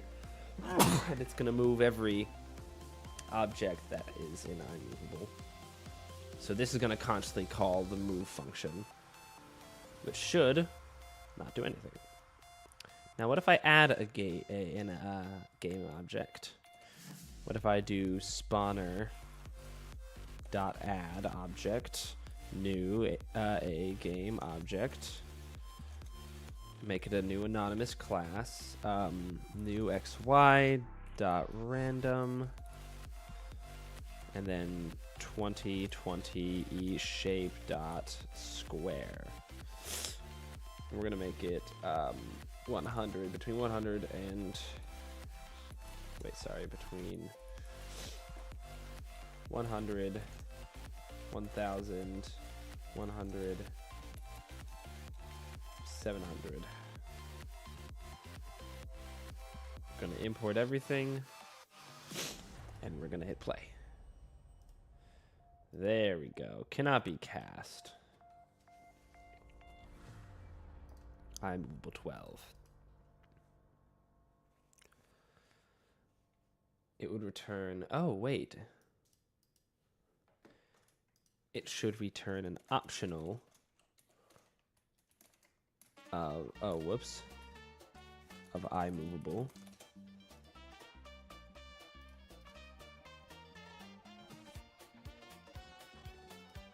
And it's going to return an optional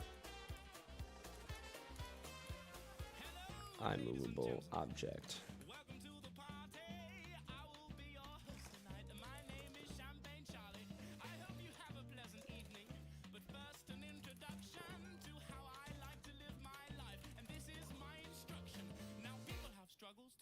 Oh wait, remove do not optional iMovable dot. No. It's going to be optional dot of nullable object.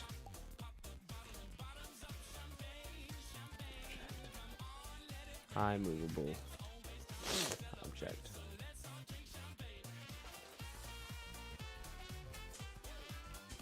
Dot or else. Or else.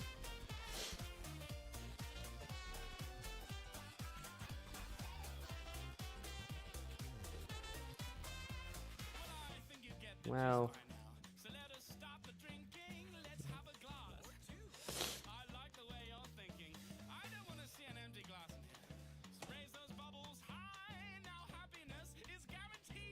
dot or else.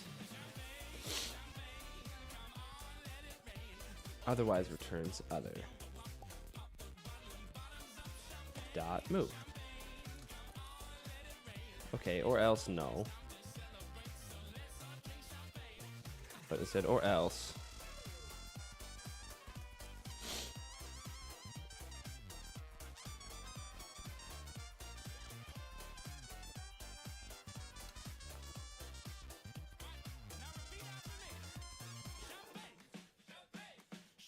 Consumer.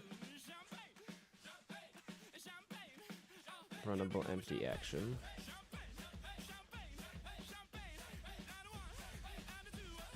Or else.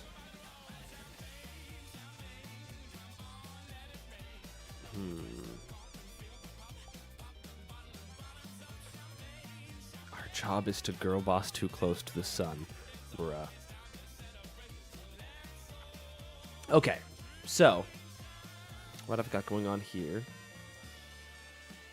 is I have a loop running through iMovable, and iMovable is going to return once cast, and given an A-game object, it's going to attempt to cast it into an iMovable, which is optional of nullable. Otherwise, and then over here we do an or else get cannot be cast.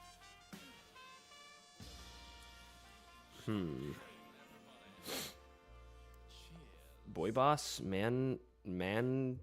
I don't. I have no idea. Okay.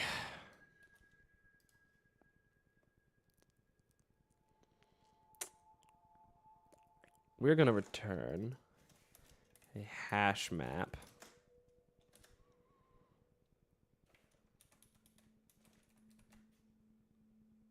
Which should be a game object and a Boolean. Oh.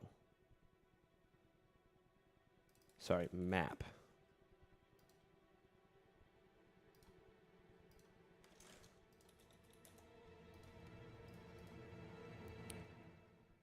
An object that maps keys to values. Oh. We don't have to do this one. We are going to... Oh, this is fine, but I'm actually going to skip to... This is good. So we're going to want to... Sir boss. That's perfect. Okay. We are going to return... I want to return almost a duplicate of... Almost a...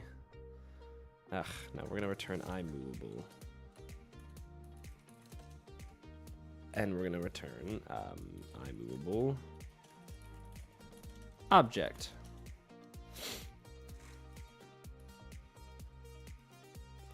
And this is just going to call move on that. If it can cast, that is. So we're going to even do iMovable m equals new equals iMovable object. And then we will return object. I thought there was a better way. How to test for interface. Java. How to write unit tests for interfaces. Interesting. Okay.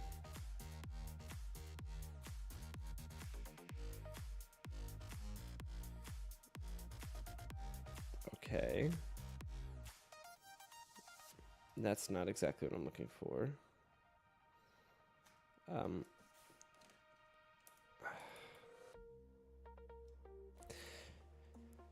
We're just gonna have to figure this out ourselves. So, I think the best method in iMovable, you're trying to cast it.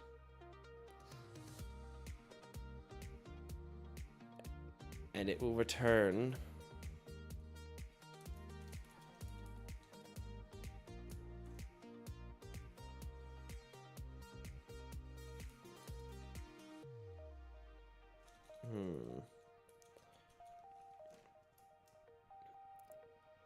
it will return M if M works.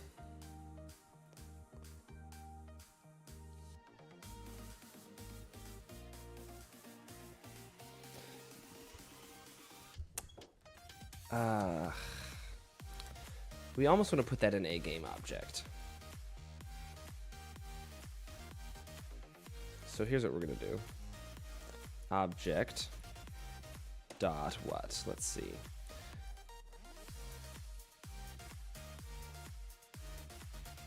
Notify all.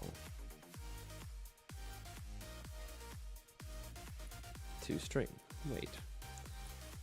We could do get class dot get annotated interfaces, get annotations. We could just get interfaces dot. There's no dot contains.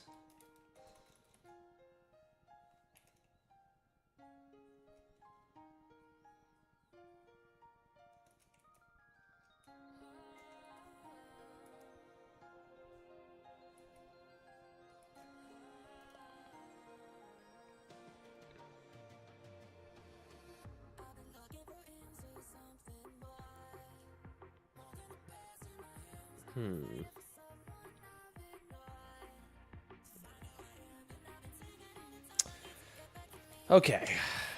So object dot get class dot. We're gonna type in interface and see what there is. Int. The anti-interfaces. Get interfaces is interface. It's obviously gonna be false.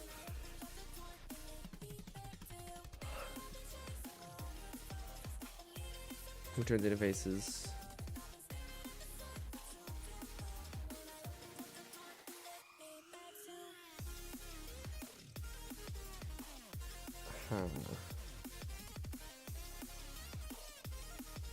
Girl boss, sir boss. I like that.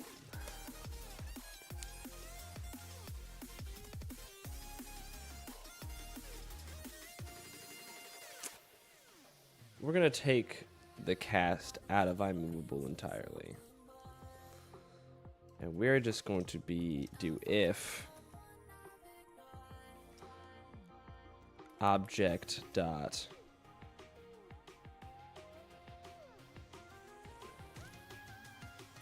if iMovable object is not equal to null. System dot out dot print line. Yippee. And we're going to do object dot iMovable object dot move.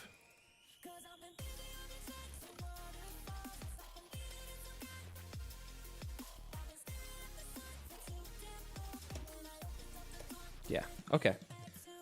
See what this looks like. Creating an object. Well,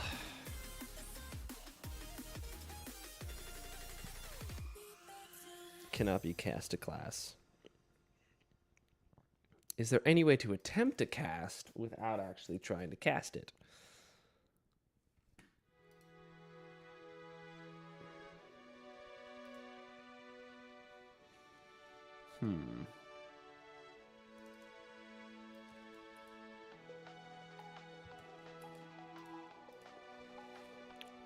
Let's see.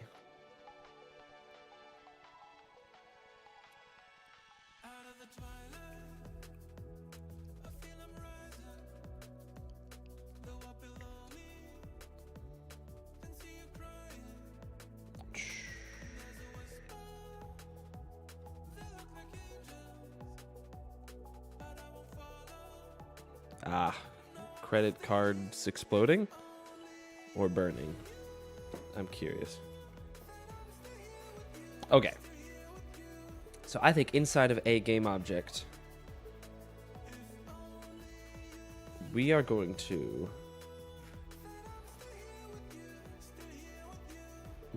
create a method, public get interfaces. Actually public void get interfaces. We're gonna do that first. We're gonna do public void list question mark get interfaces list new list equals new list.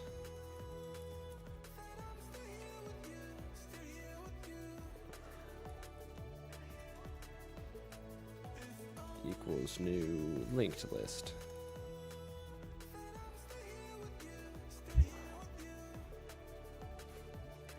And we're going to return list. We're going to do list.add all this.get class dot interfaces.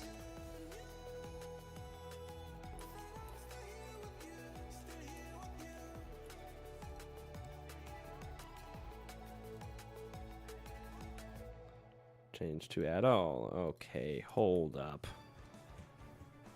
List dot no. This dot get class dot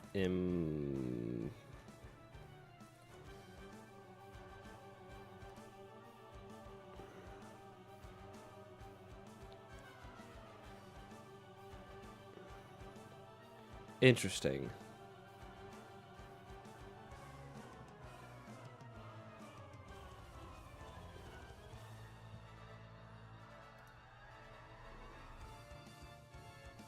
Okay, but what if we go over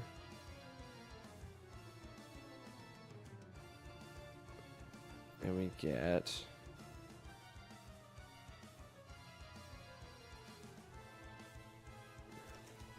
so we can't add all, so we're not even going to do a get interfaces, and we're not going to include linked list or list in the agame object. Instead, we're going to go into iMovable and recreate public iMovable cast a game object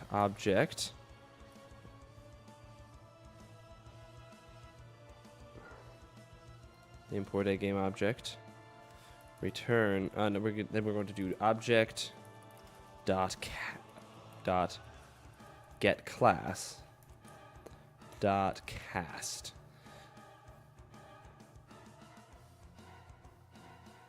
No, wait. Yeah, object dot get class dot cast object. No.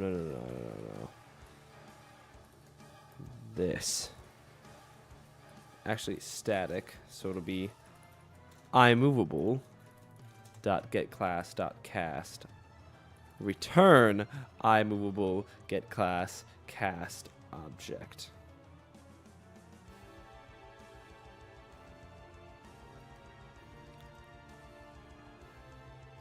Or will it be object.getClass.cast?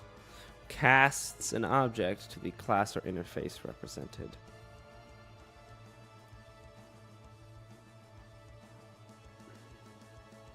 Oh, okay. No.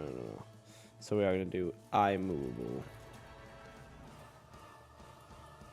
Default public iMovable.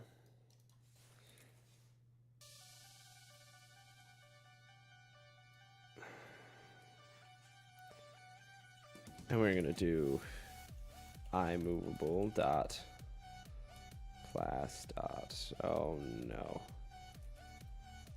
dot cast object dot move. There it is. We don't even have to do it here. Cast already exists. I would love a bite of your cinnamon roll. It should totally be fine by the time it gets here in the mail. Okay. So now, you do this. Cannot cast.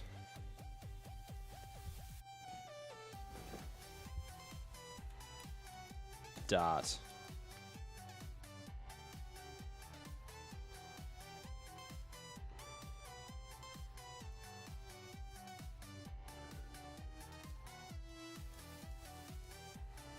We're just gonna grab this, create an if statement. Is not equal to null. Then we will run move. So we're gonna see if casting it to an iMovable, well, casting it to an iMovable, as a matter of fact, makes it null, but we still have this. Okay. Because there's no easy way to cast this, we're going to go back to what I was doing before,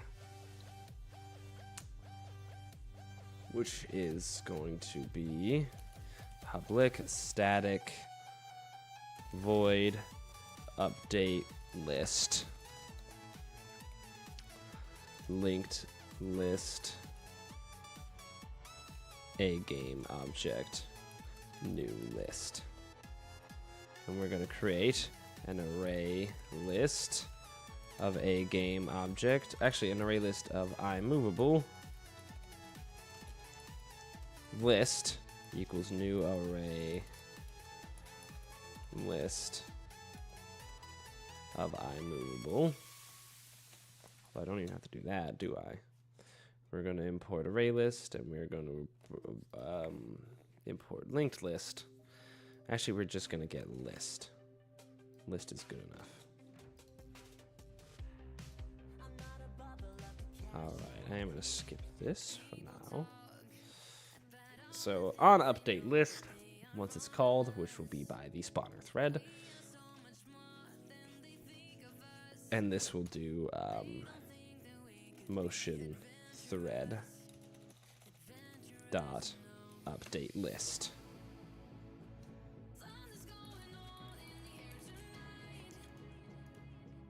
And motion thread will then do list dot this dot list. Holy shit.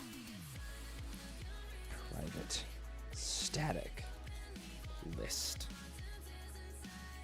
list dot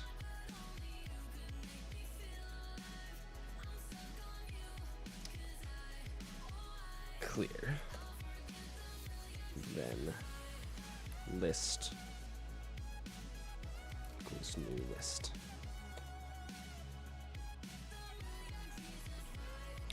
Dot to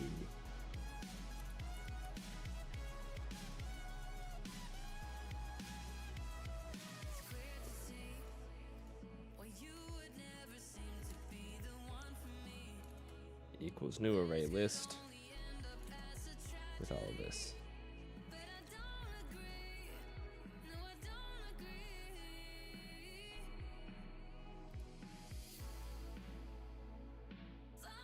Cannot be resolved to a variable.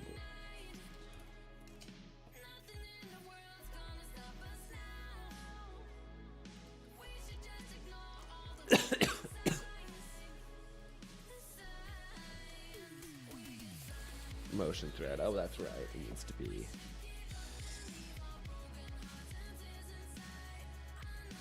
a movable.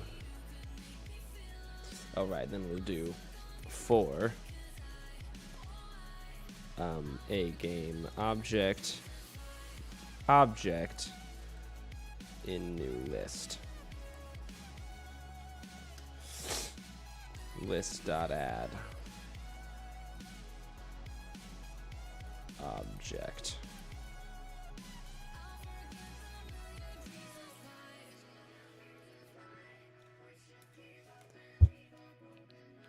I don't want everything to be movable.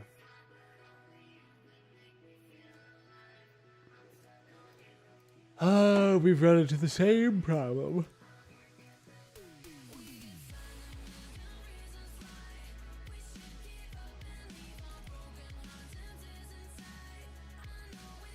We're going to create a public Boolean implements. Oh, whoops.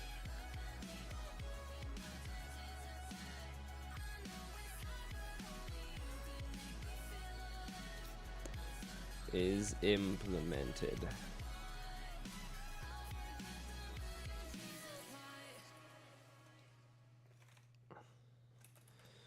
So we're going to do object dot if Never listens. They didn't listen to me. They won't listen to you. You don't know that. I do. okay. we're gonna do if iMovable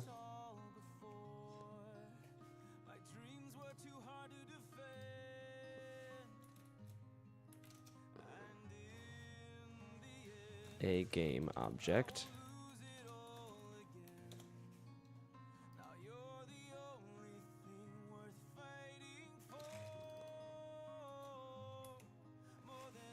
public static boolean is implemented, return true.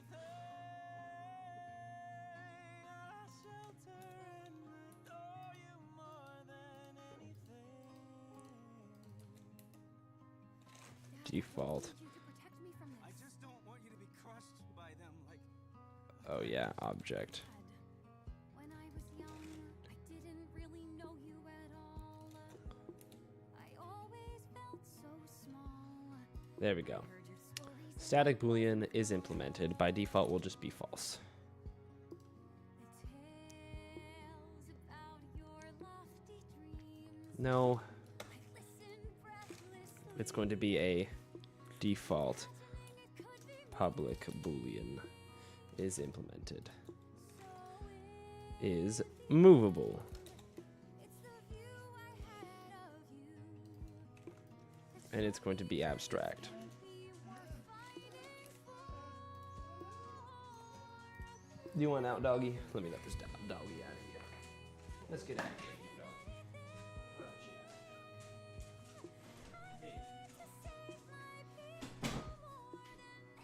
Okay.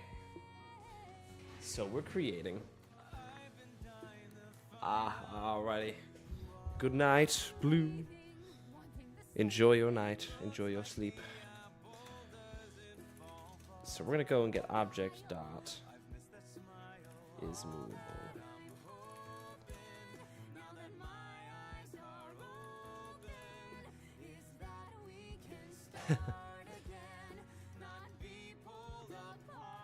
Again, that's part of iMovable though.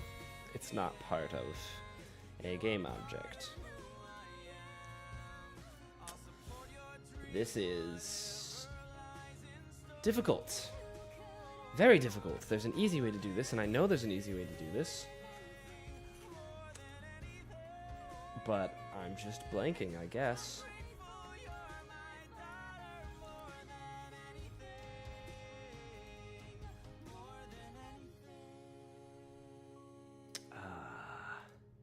Okay.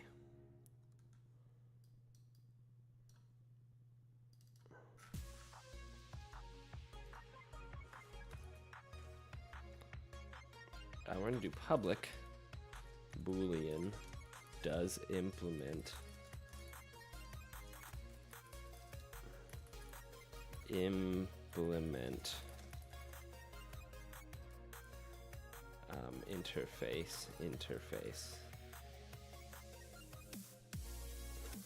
interface I.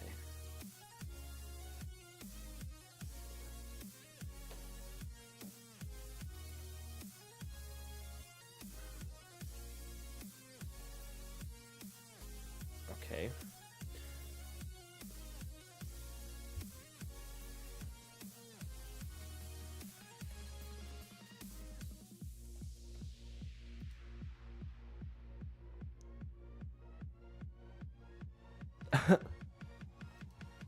That's cute.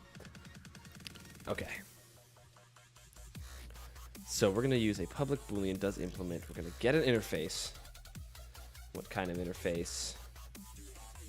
Can I not import interfaces? I don't think I can. So we're going to remove that.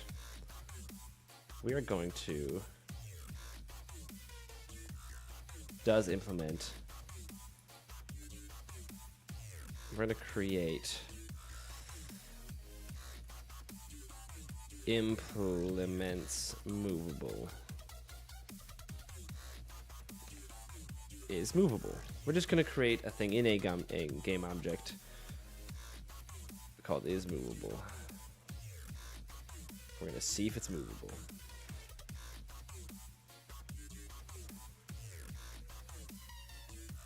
If object dot is movable, then we are going to do Okay, in that case, we're not going to do this list thing. This list thing is dumb. We're not going to update list here. We are going to do for a game object main dot spawner dot get all objects, and we're going to if object dot is movable, we are going to do iMovable object dot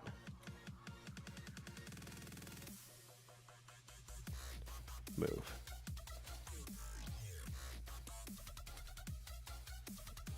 There.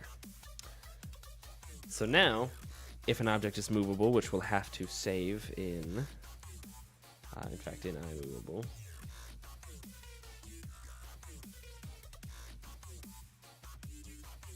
In iMovable, we're going to do default public boolean is immovable is going to return true. Return true. There we go. Here we go, guys. Now we go into cell, create new class cell. Cell is going to extends a game object and is going to implement iMovable.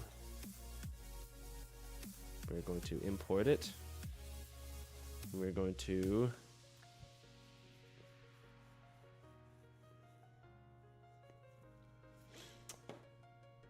is undefined for default constructor, must define explicit constructor. We're going to add the constructors here. In fact, we're going to add all the constructors here.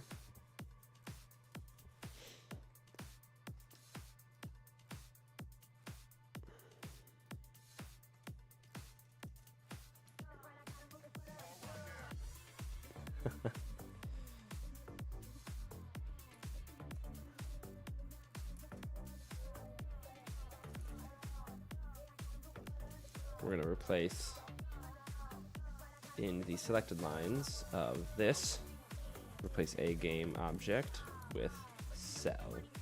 Replace all. No, in the selected lines, you doofus. Replace it with cell. There we go.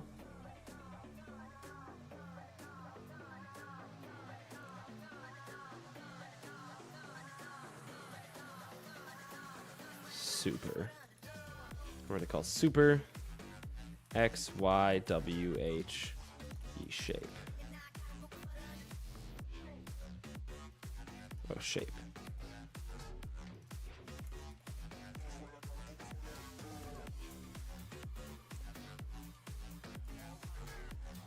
So now what happens if I try to create a cell like this? That constructor is undefined, so we are going to keep all of these. So now we're creating a new cell. Nice. We're creating a new cell right there. Nice. And now the cell is going to have all sorts of stuff on it. For one, it implements iMovable. And so we are going to go into the motion thread. And if it's movable, I'm going to call move. And iMovable in move is going to say, for now, system.out.println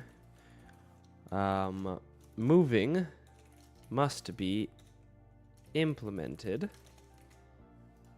And so now if we play this, it doesn't say moving must be implemented because the cell is still returning false for is movable, because we're calling a game object is movable. So in iMovable, we aren't going to need is movable in there. But what we are going to do is movable and override it and return true instead. Moving must be implemented. Thank you, man. So now we go into the motion thread. Not the motion thread. We go into the iMovable implementation. And in here, we create a variable. Wait, we cannot create variables, but we can create. If I go over to iHasShape, these were all public. We're gonna do protected. No, they have to be public. Wait, protected. Int num.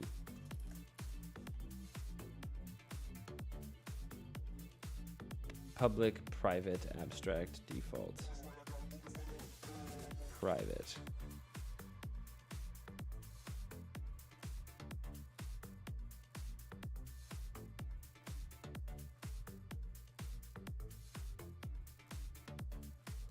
Private means it's only private to this. So we are going to do public int. We're going to skip the song. Public int vel x and vel y. Excuse me.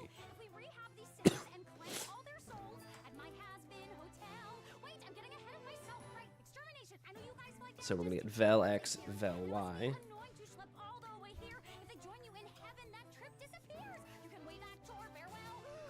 You know what?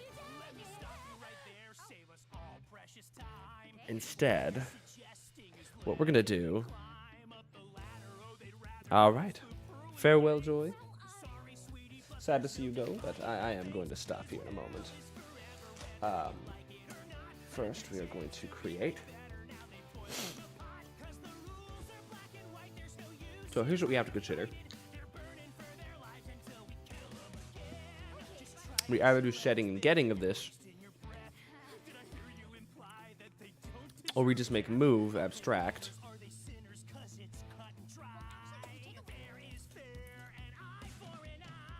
Yeah, that's what we're gonna do. Move is going to be abstract. We're gonna add the unimplemented method of move. And move is going to be, there's some of them variables we have to make. Private.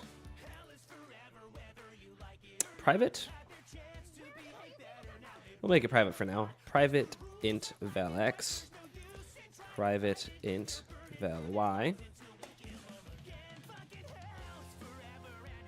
And we are going to say this dot x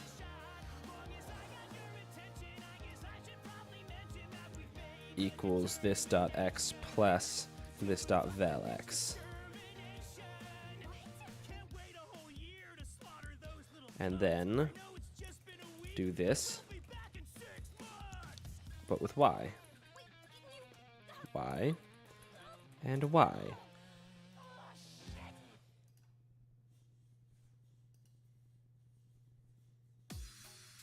And of course, these are going to not do much right now. But if we were to say that vel x were to always equal 1, what would you know? It's velocity. It's x velocity. We can even say 5. And now he moves real fast. Look at him go. Uh-oh. Oh, and then of course this dot constrain. And in fact, constrain to me sounds pretty sure constrain. Yeah, it's not really something we can do with a constrain. Can be part of a game object. Yeah, we'll leave that for now. I was going to say constraint can be part of just the cell or something that is iMovable. But it uses X and Y and W and all that.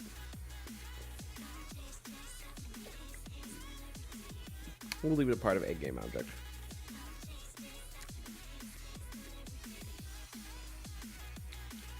Okay. So, with that, now he's just going to be real fast. Look at him go. Whew. Let's make him go real fast. Let's make him go 50. Whee! And we're going to make him go 2 on Y.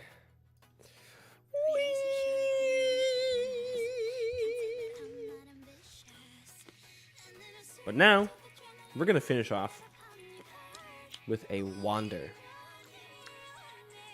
method. What wander is going to do is it is going to choose basically a random location somewhere within a set range. No. We're going to create a follow method. Private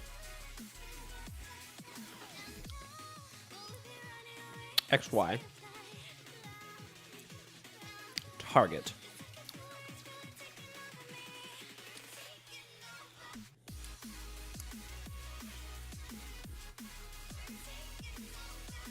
public void, no, private void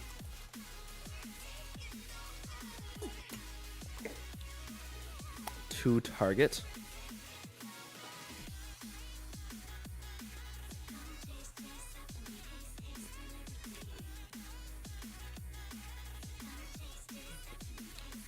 private void to target. We are going to run this dot to target.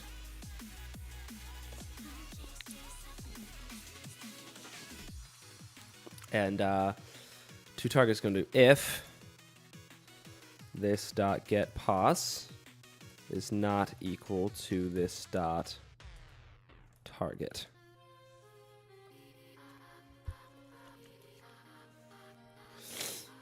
Which returns an XY. Else will just return. I'm curious. System.out.println made it. We're going to set so now we want to be able to get the vector to get the direction we need to move in order to make it to a target. So this is going to require a little math. We're going to try to remember the math. In order to get the direction to a point.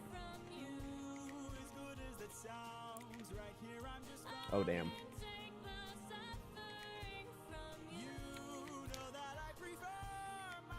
All right. I don't think I remember this math.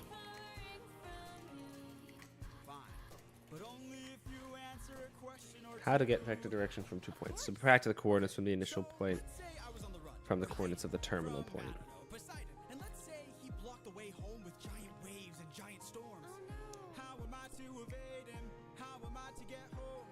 Which route should I take? But then you need to clamp it. I guess we'll do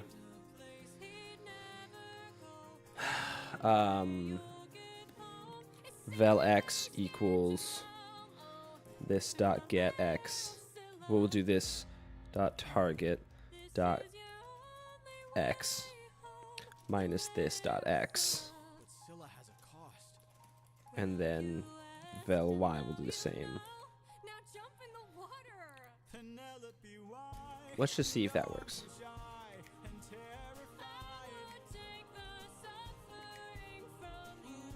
Because this dot target is null.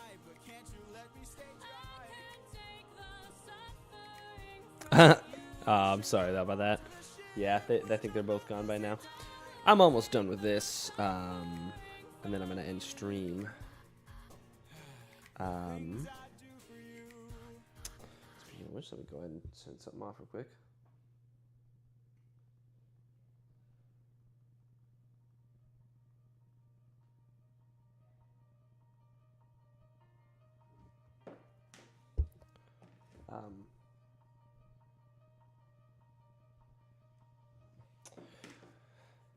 We need to make sure, and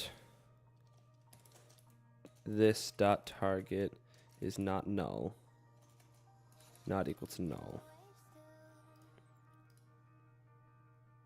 Made it. We're going to set target is equal to new xy. We're going to set the target to 10, 10. Huh! But you see, you made it instantly.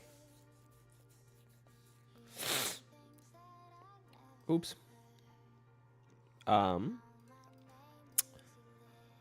We are going to then do vel x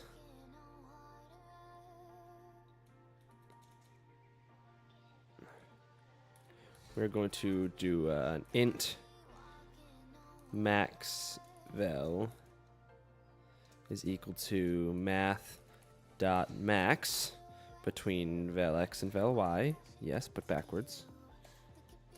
And then we're going to do vel x divided by vel x is equal to vel x divided by max vel. And vel is just velocity. And then same thing here, but with y. So now we're going to divide it so it's only equal to 1. Oh.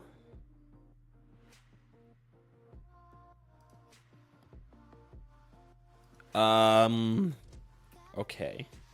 Okay, interesting.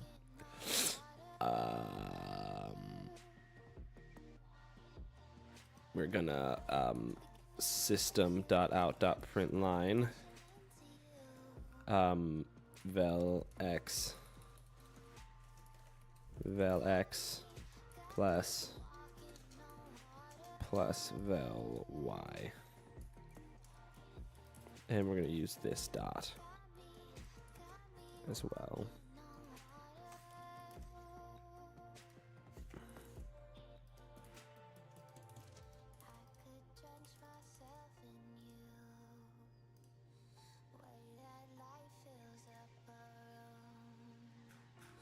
So the very first time it's called is what I want to see.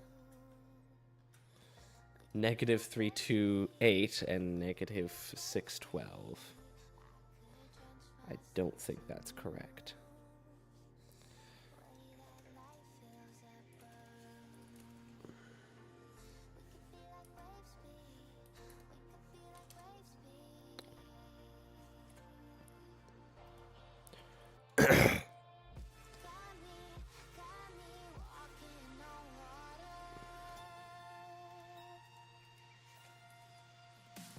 We're also going to system out a print line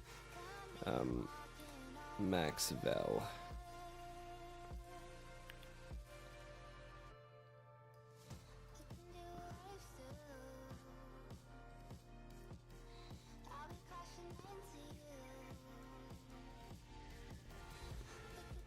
The greater of two int values.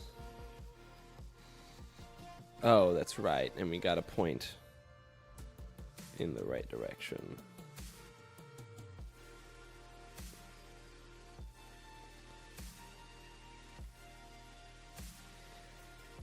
We're going to do math.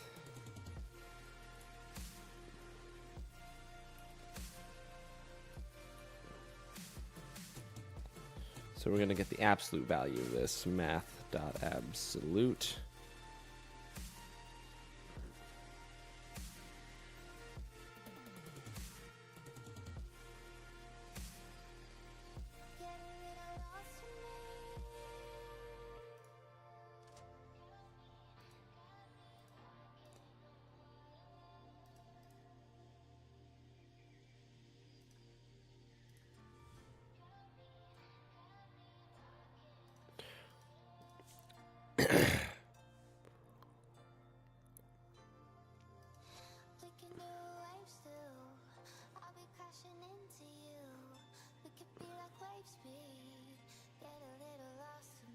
Okay.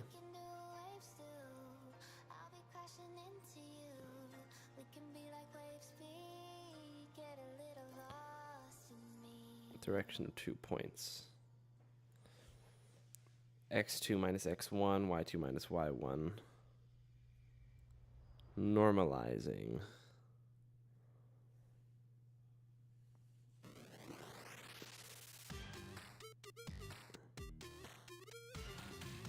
The normalized vector of vxy is vn x divided by length of v. That means so much to me. It doesn't mean anything to me.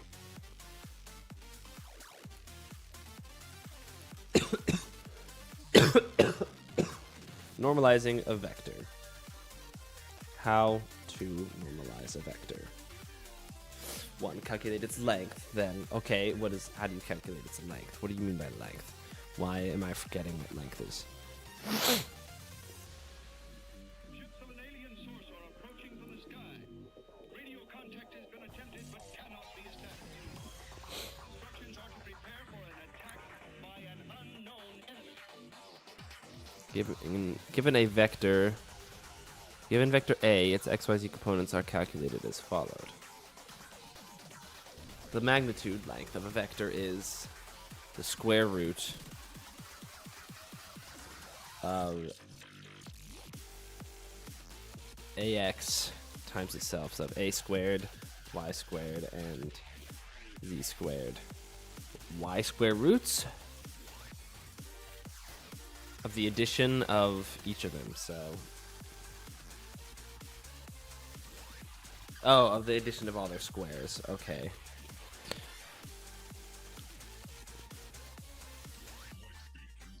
So we're gonna create int. Actually, we're gonna create xy vec equals new xy, and we're gonna start with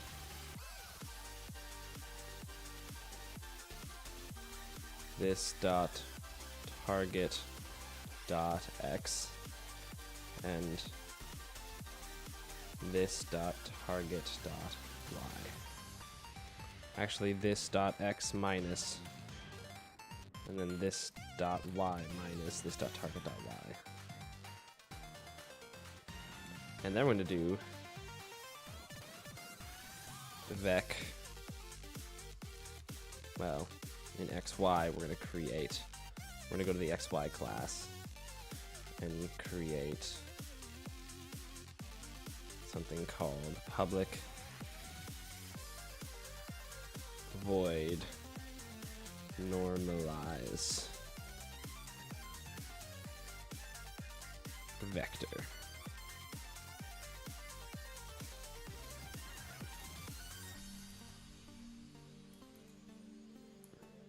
Normalize as vector. And we are going to return xy and return this. So we're going to take this dot x equals this dot x times this dot x, and this dot y equals this dot y times this dot y. And then we're going to get math dot square root this dot x plus this dot y.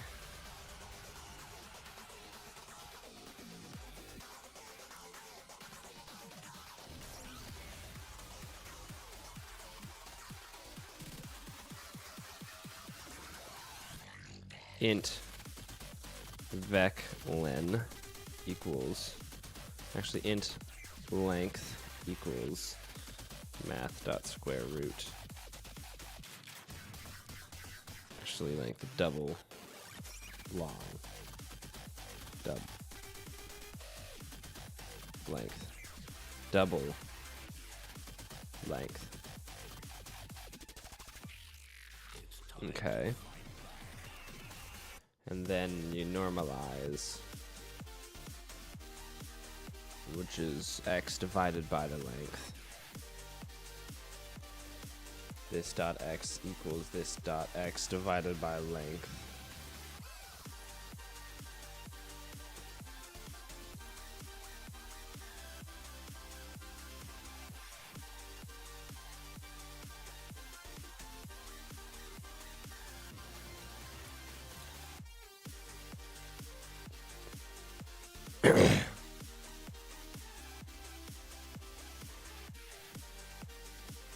Math.round.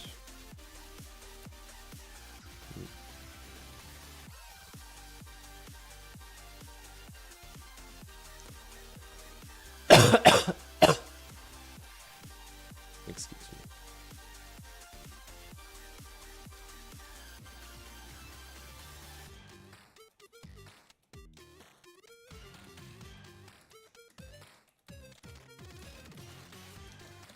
Math.round.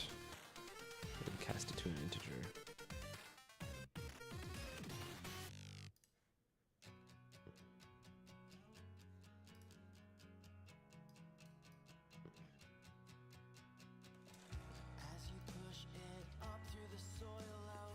Vec.normalize as vector.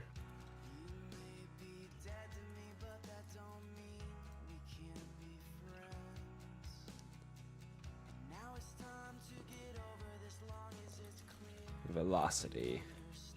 Private xy velocity.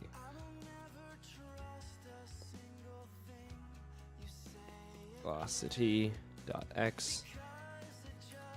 Velocity dot y.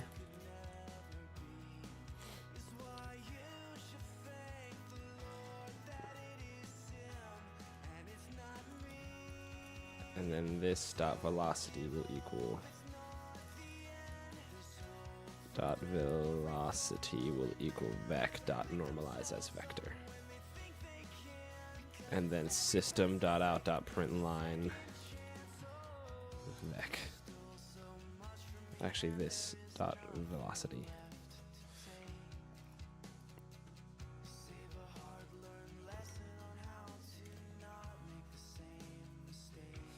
Vec dot normalizes vector.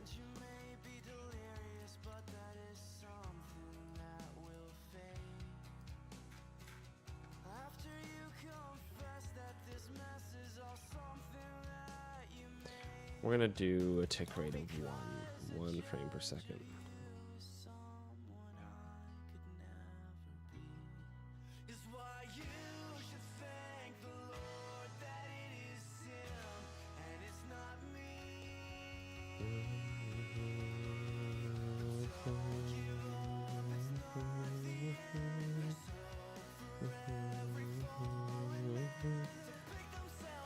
So we're gonna system.out.print line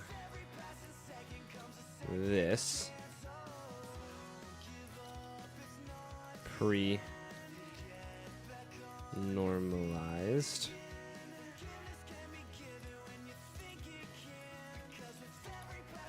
squared. I'm gonna do 4 frames a second.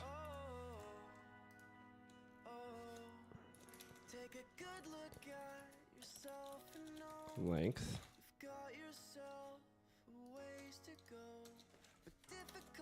We put colons here because we like that.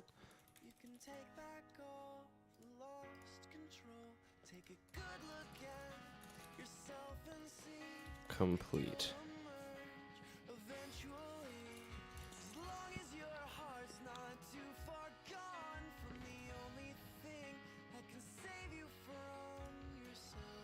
So pre-normalized squared, and that should be correct. It's 296 times 296 is equal to 87616. So the length is 563. I don't think that's correct. It should be the square root of all of these. Square root of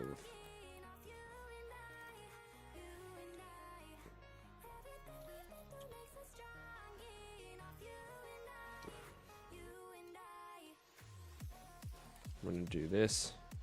87616 plus 229441. Get the square root of that, which should be 563. Oh, and then we need the original x. Int x, int y.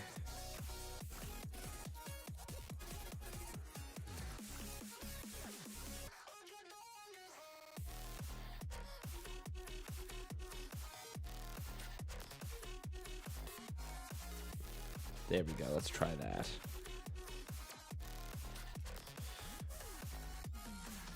The length is still 28.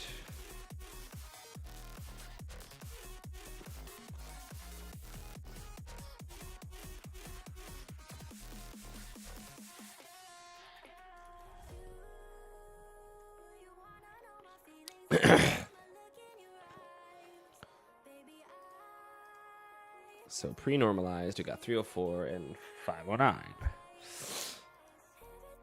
Squared should equal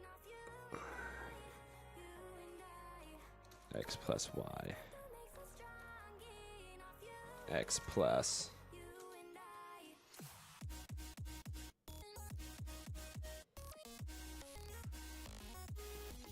squared. Length is 33. And then it should be this dot x and this dot y.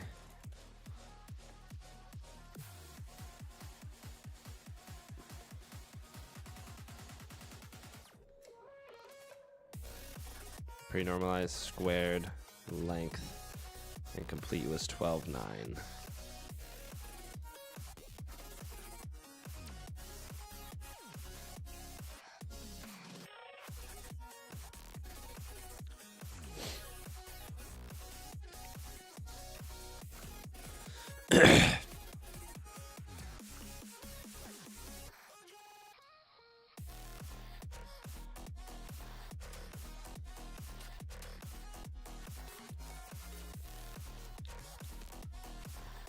Okay, so now each number are calculated as follows: ax divided by the absolute value of a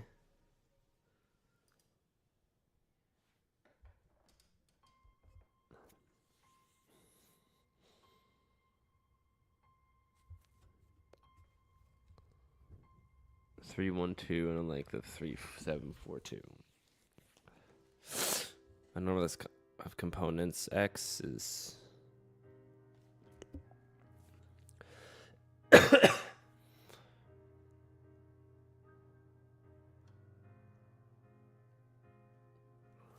okay. Let's try this, since apparently I forget all of the math I ever learned.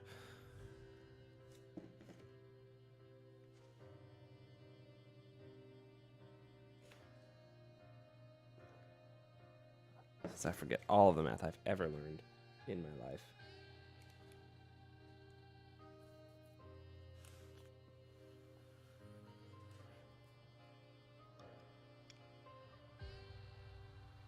I like the 1 unit. So the unit vector is v divided by the absolute value of v. Okay, and that's what I missed here, right?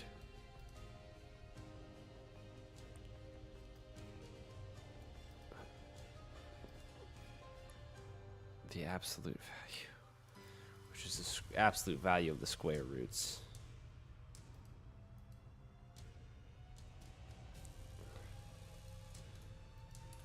Math.abs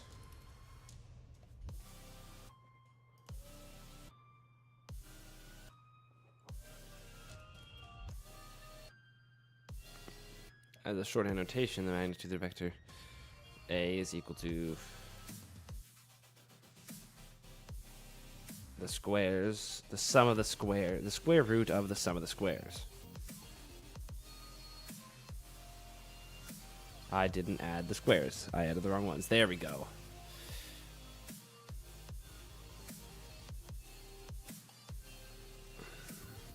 Okay. Pre-normalized. But I am rounding, which I don't like.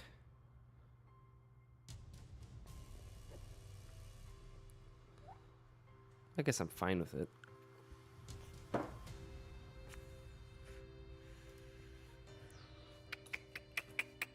Let's put it to 120.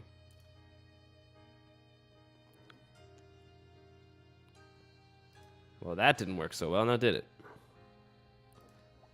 Maybe I don't do the absolute value. Maybe I just do the square roots. The length is the square root.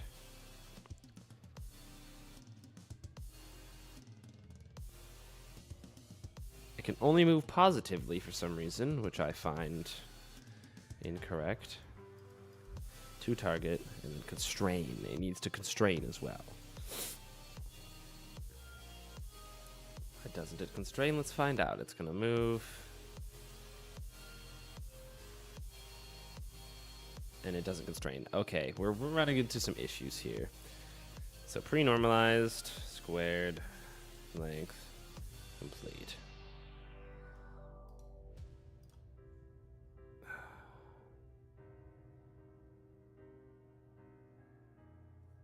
Divide each one by the length. This dot x divided by. And we should not. Again, pre-normalized.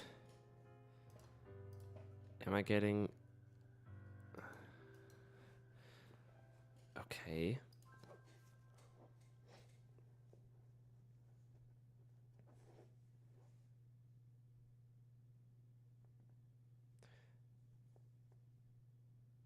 X pre-normalized is getting target.x, this dot x minus target.x. So print line, this dot get pause.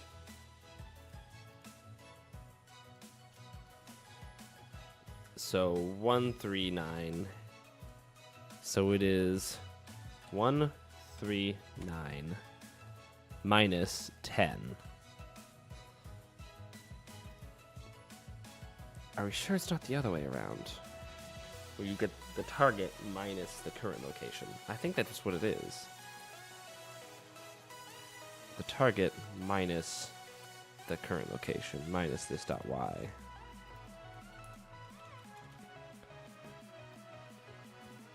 Yeah, I think I just had it backwards.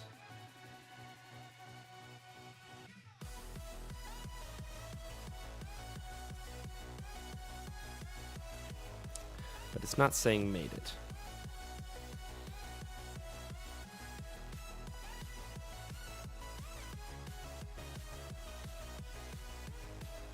Yay. Get pause and this dot target. How do you tell if they're equal? Equals.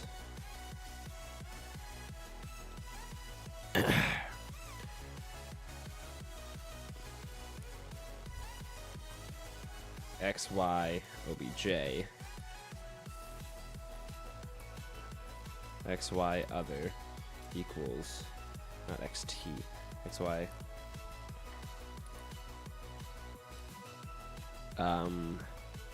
Boolean return value equals false by default if, actually wait, if else return false.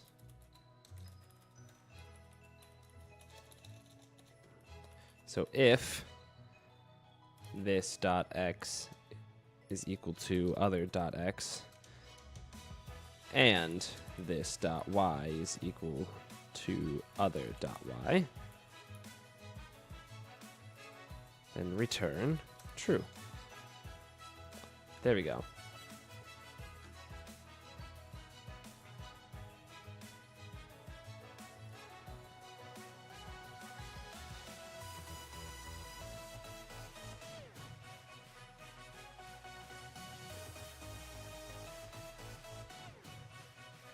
Else if this dot get pause is equal to this dot target.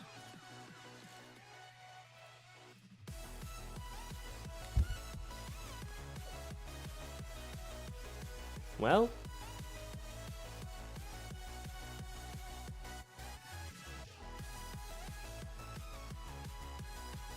if we go back to the XY and remove all of these prints, because I got the math right now. Finally, after a billion years of learning algebra again.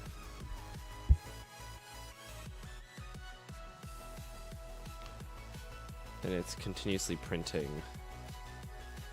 There's no velocity. This dot target is a location. This dot get pause. This dot velocity.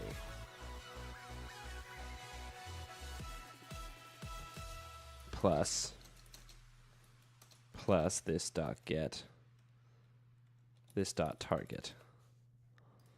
Rather.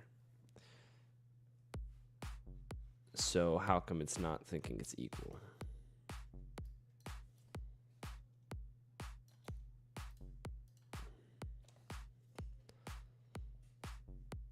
They should be equal.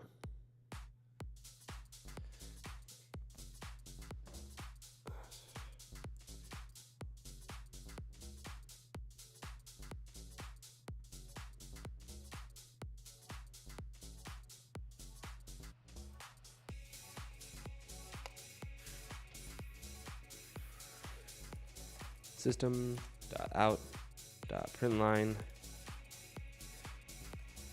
equal. Oh, whoops. Not equal.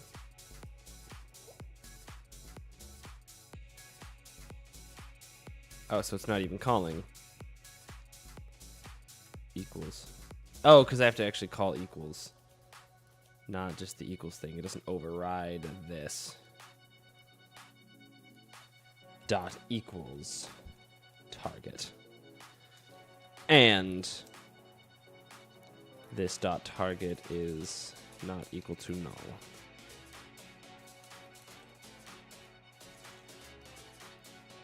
So I don't need to print any of this now. And I can just do an else statement. Because this dot velocity is null. Why is this dot velocity null? Cannot read field X because this dot velocity is null. If this dot target is dot null. If not, equals.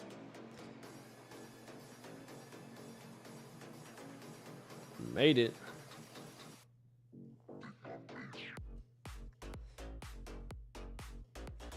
So it takes the most direct path as possible. Well, you don't have to do that.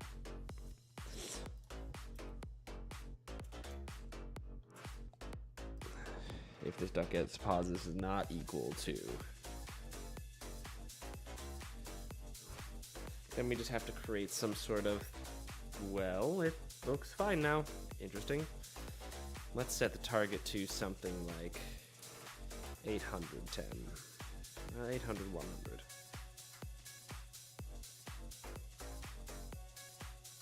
And then it glitches out for some reason.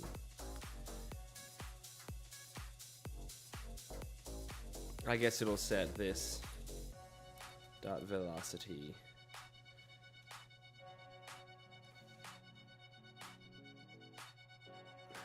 equals new XY.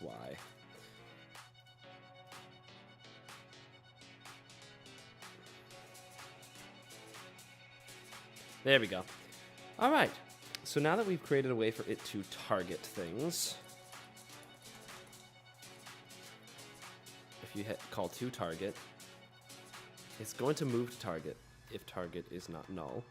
So let's make target null. It is just going to sit there.